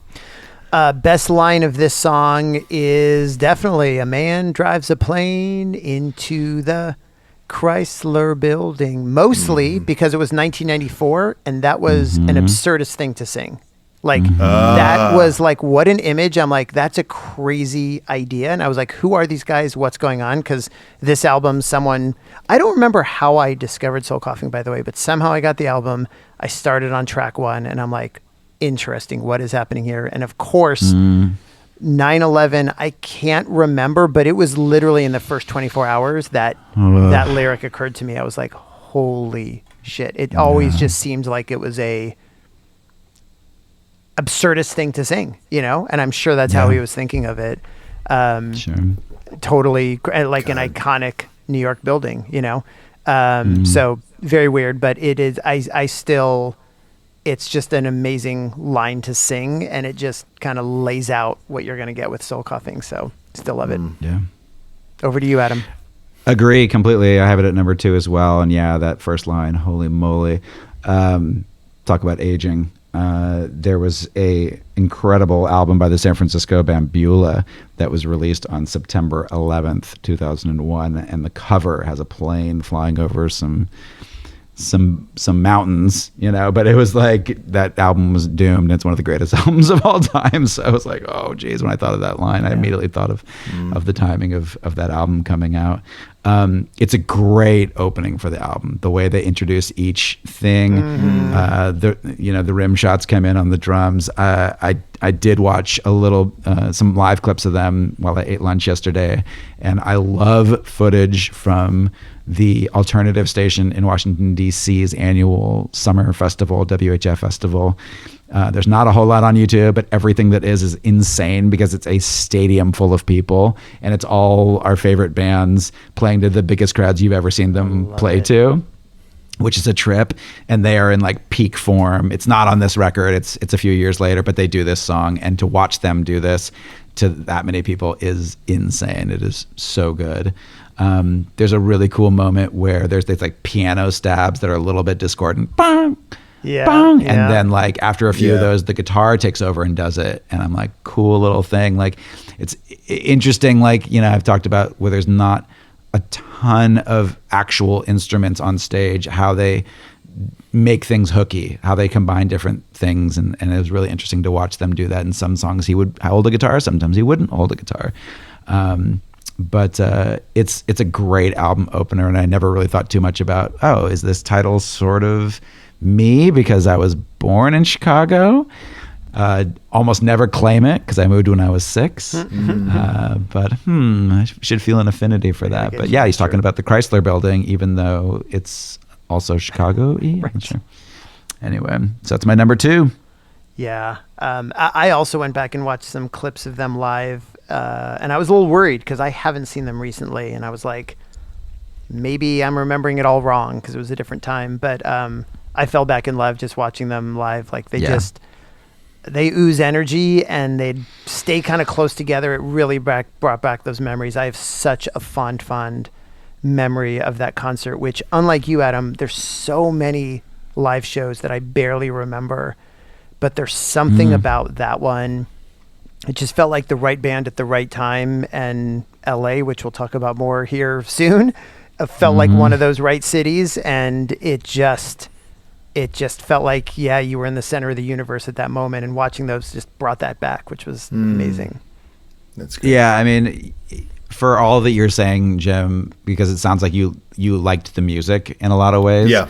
To watch those guys performing it was otherworldly. I mean, we're talking about like 3 of the greatest musicians at what they're doing that I've ever seen in my life. That's kind of, I mean, how many bands can you say that about? Right. You know, like The Who. Yeah. You know, like not too many people where there's like 3 of the best ever on all in one band, and this guy is just like jumping around like a crazy person. Yeah, and he's whipping the crowd into a frenzy. Totally. He does not phone it in at all. I can't wait. I can't wait to find out what they look like or what he looks like, especially because I did, you know. Well, you got to look at 1994 and then now because you'll see some different. Yeah. I'll start with 1994 for sure. Yeah. Awesome. All right, guys. Number 2, I'm so curious. Yeah, me too. Number 2 is Screenwriter's Blues. Wow.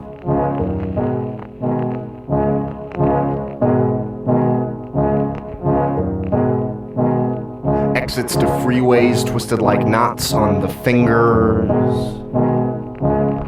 Jewels cleaving skin between breasts. I knew it. Take it away. Did you? Jim.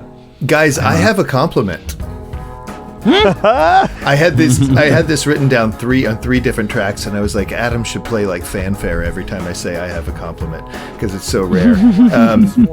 It's 5 a.m. and the sun has charred the other side of the world and come back to us is a great lyric. Finally, we going.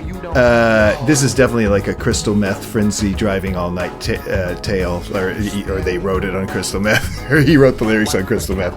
How would you know? 1994 LA, it was all around there. Anyway, they want to do. I know they want to do a list again, or he wants to do a list again. And men built Columbia Studios, and men built Paramount Studios, and I'm like, just lock it in. It's going to be like 14 of these. But he pulls Warner out. Brothers, just say Warner Brothers. Fucking say it. Dan, you have been saying the best lyric on each song. I swear to God, in my notes, it says, in other words, Fly is the worst moment on the album. I told myself, let me finish my note. I told myself, make a list, worst moment on each song. But this whole idea of singing, rapping over a sick beat, like just the freaking best groove, I love it, but I'd rather hear I Am Stretched on Your Grave by Sinead. You know what I mean? So it's just not... It's not saying much. That's amazing. Anyway, it's number 11 for me. Whoa. All right.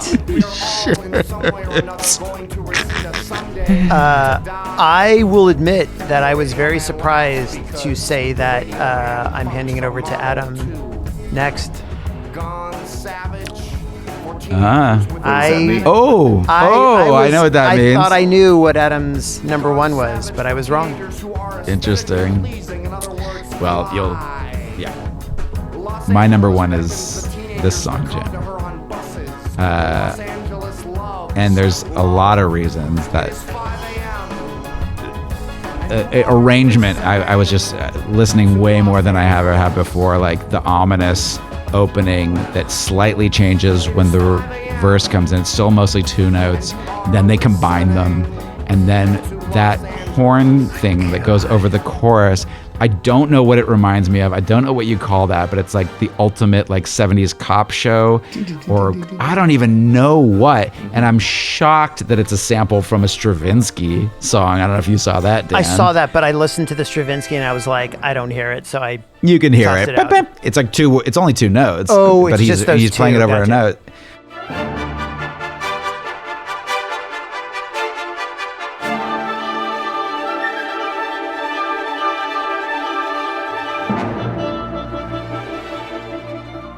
So, but the way he throws it in there is so fucking dope as fuck. It's so good. Yeah, I mean that alone got me, that high. I lived in the Valley for years. I was in Reseda often when I went to school in Northridge. So yes, like Jeff, he grew up in the Valley and we bonded on that a bit. And man, I didn't think this was going to be it for me, but there was just something, the way he's talking and making fun of the cheesiness of rock radio, but the way sometimes that's used in movies while you're seeing images of a city, I could just see it all, and the way he's making fun of it, and the way people go to LA like in a Welcome to the Jungle kind of way. It's like the real noir kind of dark side of it. And I love it. So yeah, it's my number one. And Dan, it is my number apparently. one. And when I picked the album, I immediately thought to myself, keep an open mind. Maybe number one's not Screenwriter's Blues. Which honestly, I didn't. Back in the day, I don't feel like that was the song we talked about, but over time, I just loved it. So again, 1994, I'm living in Los Angeles. Not the Valley. The Valley is where you go to die. We are all in some way or another going to Reseda someday to die. The whole idea of like Reseda being, on the other side is just so great, because that is exactly how I felt as a self-perceived hipster in LA. But Jeff, your friend Jeff, is 100% right. I've long thought this is the best song ever written about LA. It just, it so perfectly captures it. That da, da, da, da, da. That is literally like time-lapse photography of cars on the freeway, just barely moving, inching forward, fucking stuck in traffic forever. To the time-lapse, for sure. Right? And then that da, da, da, da, da on top, it's just that energy of cars sort of coursing Philip Glass, through the almost. Freeways. Yeah, it's like, what did you say? Philip Glass, yes, maybe. Philip Glass. It's a Kayanisquatsky. I'm saying it wrong. Montage, yes. Totally. I mean, that's what it gets. And then it's funny when you say cheesy radio DJ, like, yes, but LA in the 90s, you turned on the radio. You were always listening to the radio. Those DJs were the most powerful people in LA. Like, you heard those voices all of the time, and they narrated your life because you spent so much fucking time in the car, moving. I ended up in LA because I went to UCLA because my dream was to work in film and see my name up on the screen 5 feet wide and luminous and beckon the teenagers to come on. And then I bailed on that dream. But it just, everything he says, I'm like, that is exactly this. And the other thing when I moved to LA was I discovered KCRW, which was the greatest radio station ever. And KCRW had a show, well, it was syndicated, but they were the first place I heard it, which was the Joe Frank radio show. And Joe Frank is a genius. It was literally one of those things where the first time I heard him, I got chills. I was like, I'm obsessed. Whoever this is, I am obsessed. And I would carve out time to listen to him. It was at some totally inconvenient time. I can't, like Saturdays at 9 a.m. or whatever. This sounds like somebody talking about seeing Letterman for the first time. Inconvenient time, chills immediately, totally. And but you're like, I'm going to build my life around. And he would talk in this philosophic way and, like, you know, with a filter over the mic, and he would use these very lyrical ways of, like, describing things. And so when I heard this song, I was like, oh my God. And I don't know this for sure, but I'm like, he's got to be doing Joe Frank.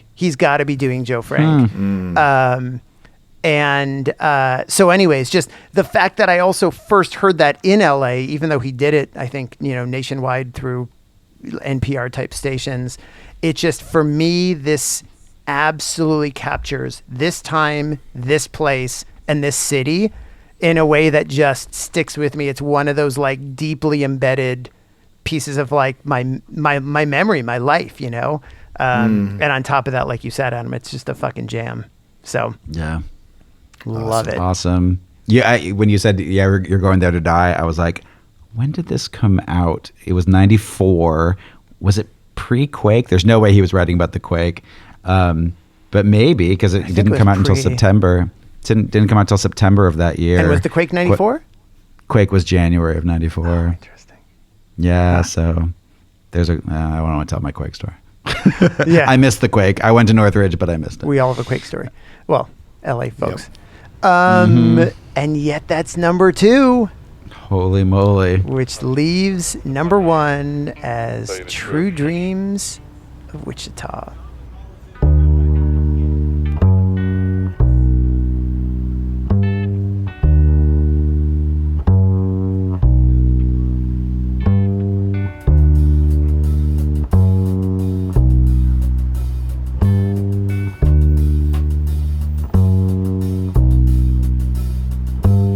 Signal got lost through the satellite, got lost in the ride up to the plunge down.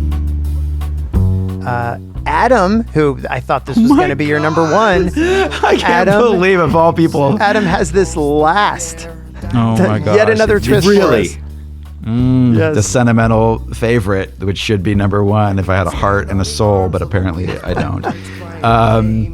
So yeah, this is the song that was on the Memorial album for Summer.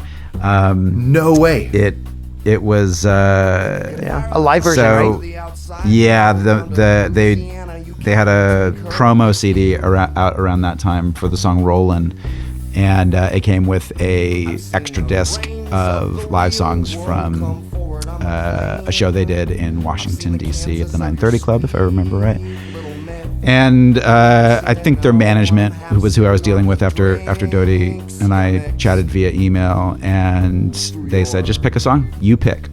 Oh. Like any song. So I can't remember how many songs were on the disc, maybe like 8 or 9. I don't remember.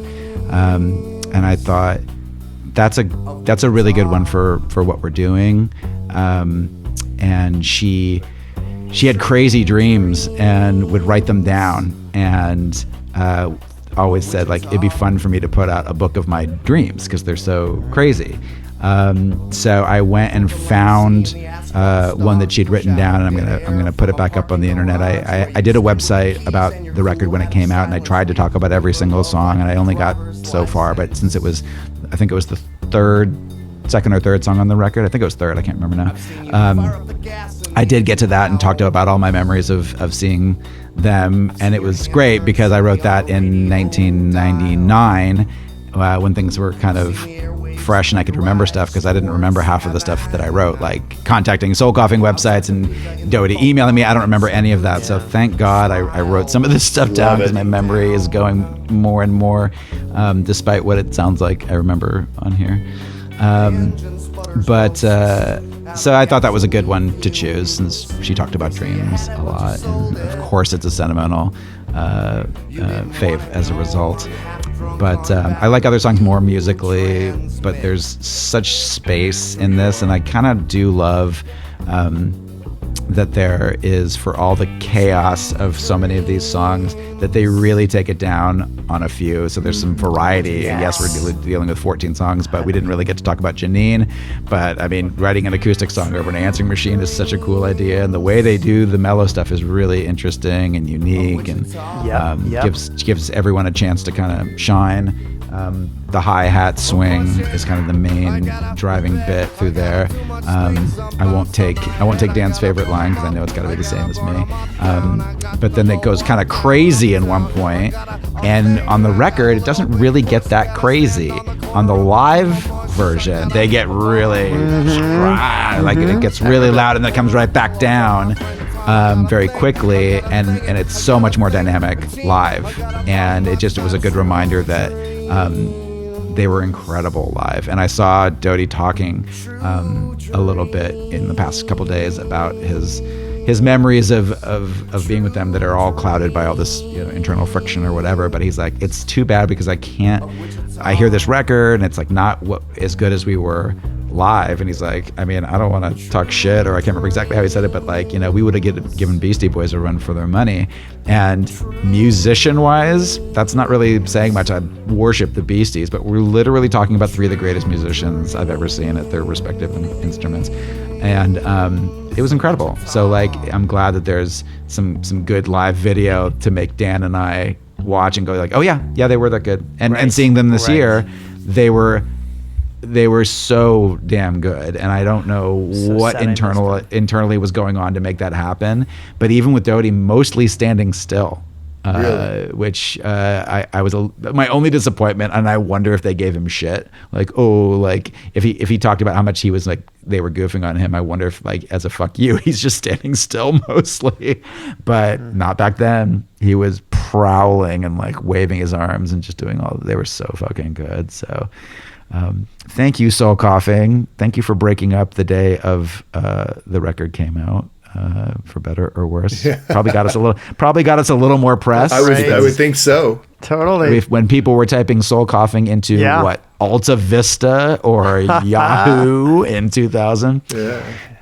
It got some more eyes on this record. So you can find that album. It's out there. I mean, there's none new for sale. Songs for Summer. Yeah. It's called Songs for Summer. And I when I saw him in 2019, I hadn't talked to him since we emailed back in 99. And from the sound of it and reading his book, he probably wouldn't remember anyway, because he was just a junkie basically.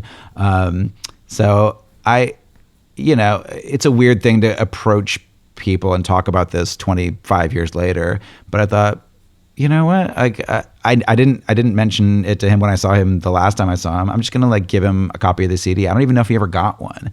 And sure enough, he had no recollection, didn't hear about it. I emailed with him, so he must have had some say in approving it, but I can't remember most of the stuff that happened. Yeah, can you imagine the number of things they were getting run by them? I do, because I worked for a management company for a summer and saw how many requests for charity things people in big bands get. So it was I wasn't disappointed in the least. I was just happy to hand it to him, and I don't want to bum him out and say like, here's this horrible thing. But he was like, genuinely like appreciative. And in looking around a little bit today. I got to like see some Google results of people talking about it 25 years later, and it was really a kick. That's cool. So it was cool that they could be part of something that was so special and that she would have loved. And you guys love this song too, apparently. Well, that was your number 4? Mm-hmm. Okay. So you both have it higher. I have it at number 3. Okay. Yeah, it's, we talked about can he be earnest or not? Like, to me, this song is earnest. I mean, it's still soul coughing, especially when they get to the bridge. But if you played me Bus to Beelzebub and Down to This and then told me there was a song like this on it, I think I wouldn't believe it until I heard it. It's so totally different, and they nail it. Like, they can do beautiful and wistful so incredibly well. I think one reason maybe Sugar Free Jazz and Janine didn't do as well with me is just like this song is the change up that just gets it right, nails it. It's just it's gorgeous. Like it is so pretty, and yet it's still in the same genre. It's still that jazz, especially with the bridge. But that bass line, that's all you need to hear. Like, that bass line works perfectly. It can go in a long time. Literally, the first time any of them were on stage together was Doughty got up and did a couple songs with Sebastian at Largo in the middle of a Watkins hour, which I'm sure you know about family, the guys from Nickel Creek do. Yep. And I don't think anyone there knew. But there's video. There's very rarely video from Largo, but if you go on YouTube, you can see it. And this is one of the songs they did. And it's literally just Sebastian on bass and Doughty singing, and it's so great. That's all you need. It's so and great. Doughty on this song, we've talked about it a little bit, but like the way he starts, stops, and obviously drags out words, which is such a Doughty thing. And here, Dreams, he's going for the world record. But it's like an instrument. It just, it becomes its own thing, and each time's a bit different. And I think here it's really on display because the music is so pared back. So yeah, it's just gorgeous. And I was curious if this was going to do this well with me, because I'm like, is there really enough there? But then you listen, you're like, oh, there doesn't have to be. It's just gorgeous. And you settle in. Adam, I am curious what your best line is, because this was one where it is about the vibe, and it doesn't just it didn't scream out to me. I do have one, but Jim, you're putting your hand up. What? Well, I was going to say, I wonder if it's the one I have. So go ahead, Adam. I think it's You Grip Her Love Like a Driver's License. Correct. I would start it a little earlier. When you stand with the keys in your cool hat of silence, where you grip her love like a driver's license. Amazing. Yep. But Jim, how fitting. Jim gets the last word. It's so funny. Tell us why this is a great song, Jim. I'm gonna end with the line that I was thinking of. So this is definitely it's number 2 for me. It's a great song until about 3 minutes and 30 seconds, and then again, you're like, it's like soul coughing. Listen, it's like I was like, what is it like? It's trying to be normal, like in the movie Beetlejuice, where he's like trying to be all serious, and he pats down his suit, and the dust kind of comes off. Don't say that as I'm drinking water. And he's smoothing his hair, and he's giving all these sincere facials, like, oh yeah. And then the bridge comes, and the true madness breaks out of this band, and it's like when his face freaks out, and you just see the behind shot, and there's a bunch of tentacles, and it's like, oh yeah, there it is again. Anyway, thank you for mentioning Beetlejuice, another classic. I appreciate it. But anyway, I'm going to end on a compliment. I have a compliment.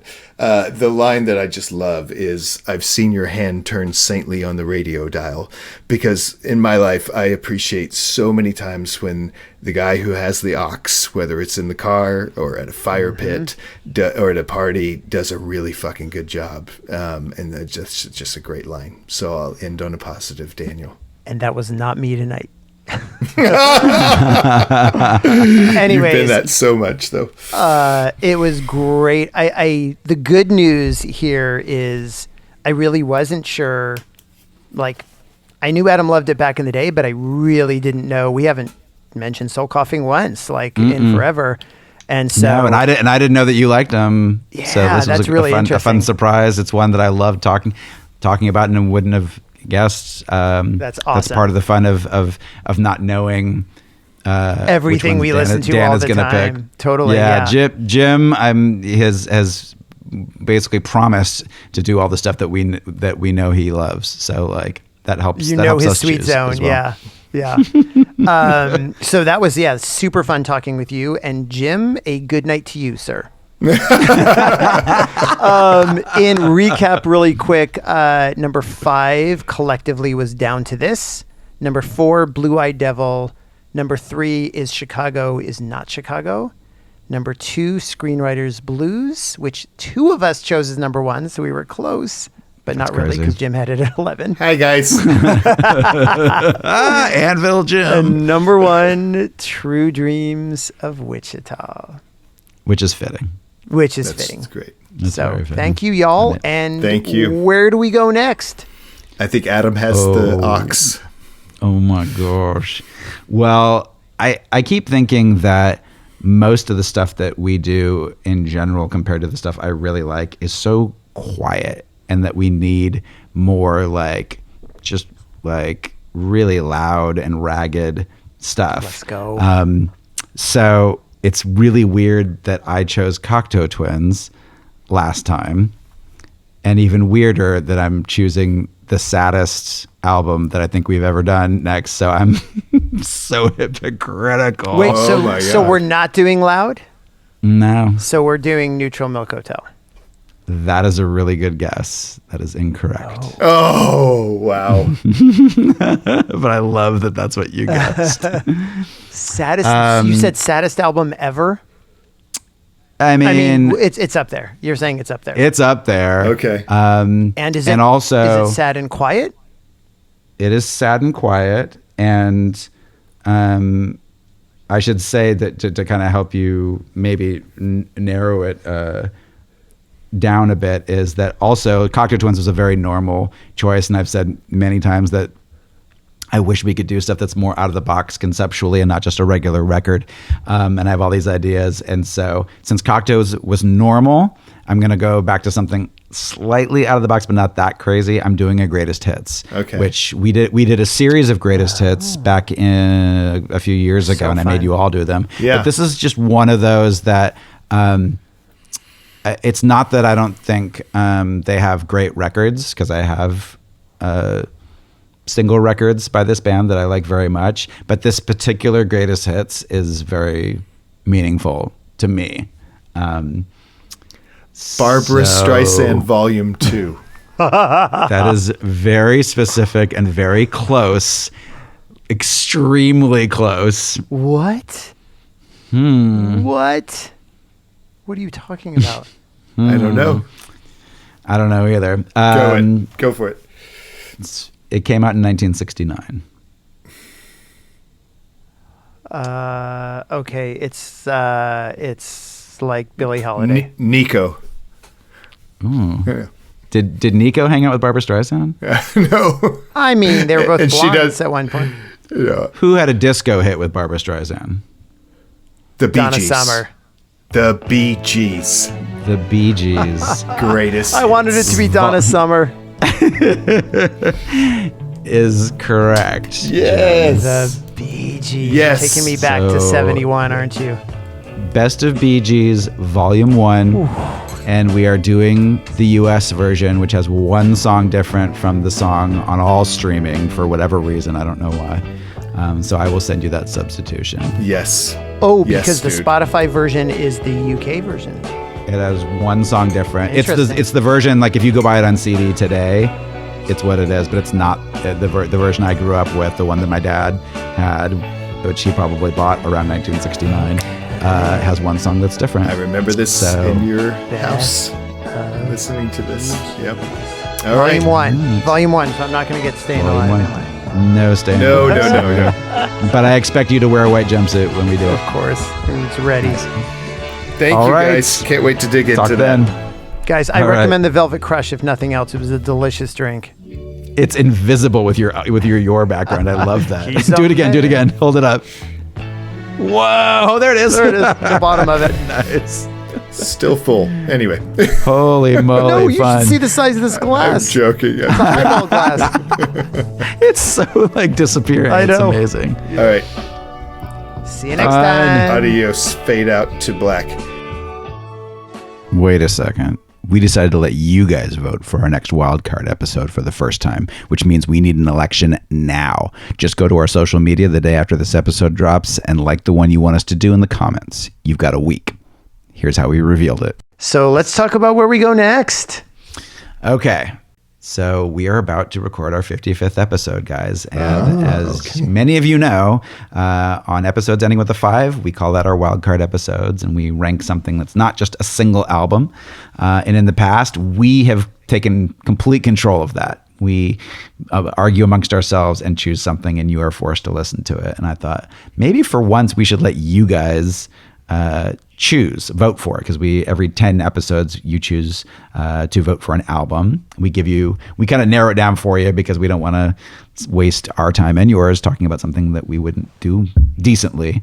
So I think it was Jim's suggestion that we each pick one theme that we could do for Wildcard. Right. So this is a theme versus an album. Like ones we've done in the past are top 5 covers, top 5 live albums. Mm-hmm. What else have we done? I guess we've done we've ranked our 5 favorites from a radio station countdown in 1983. Oh, right. 1983. The first one we ever did, we kind of just recapped our first 5 albums that we had not recorded. So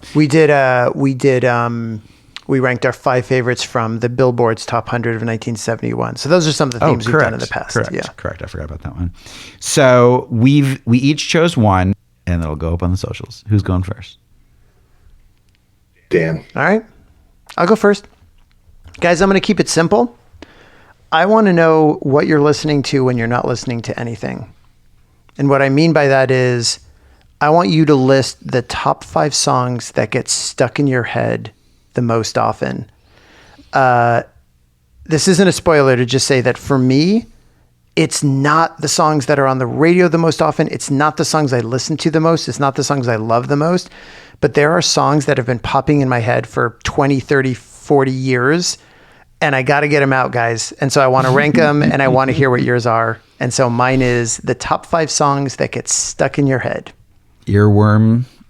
Another word for it.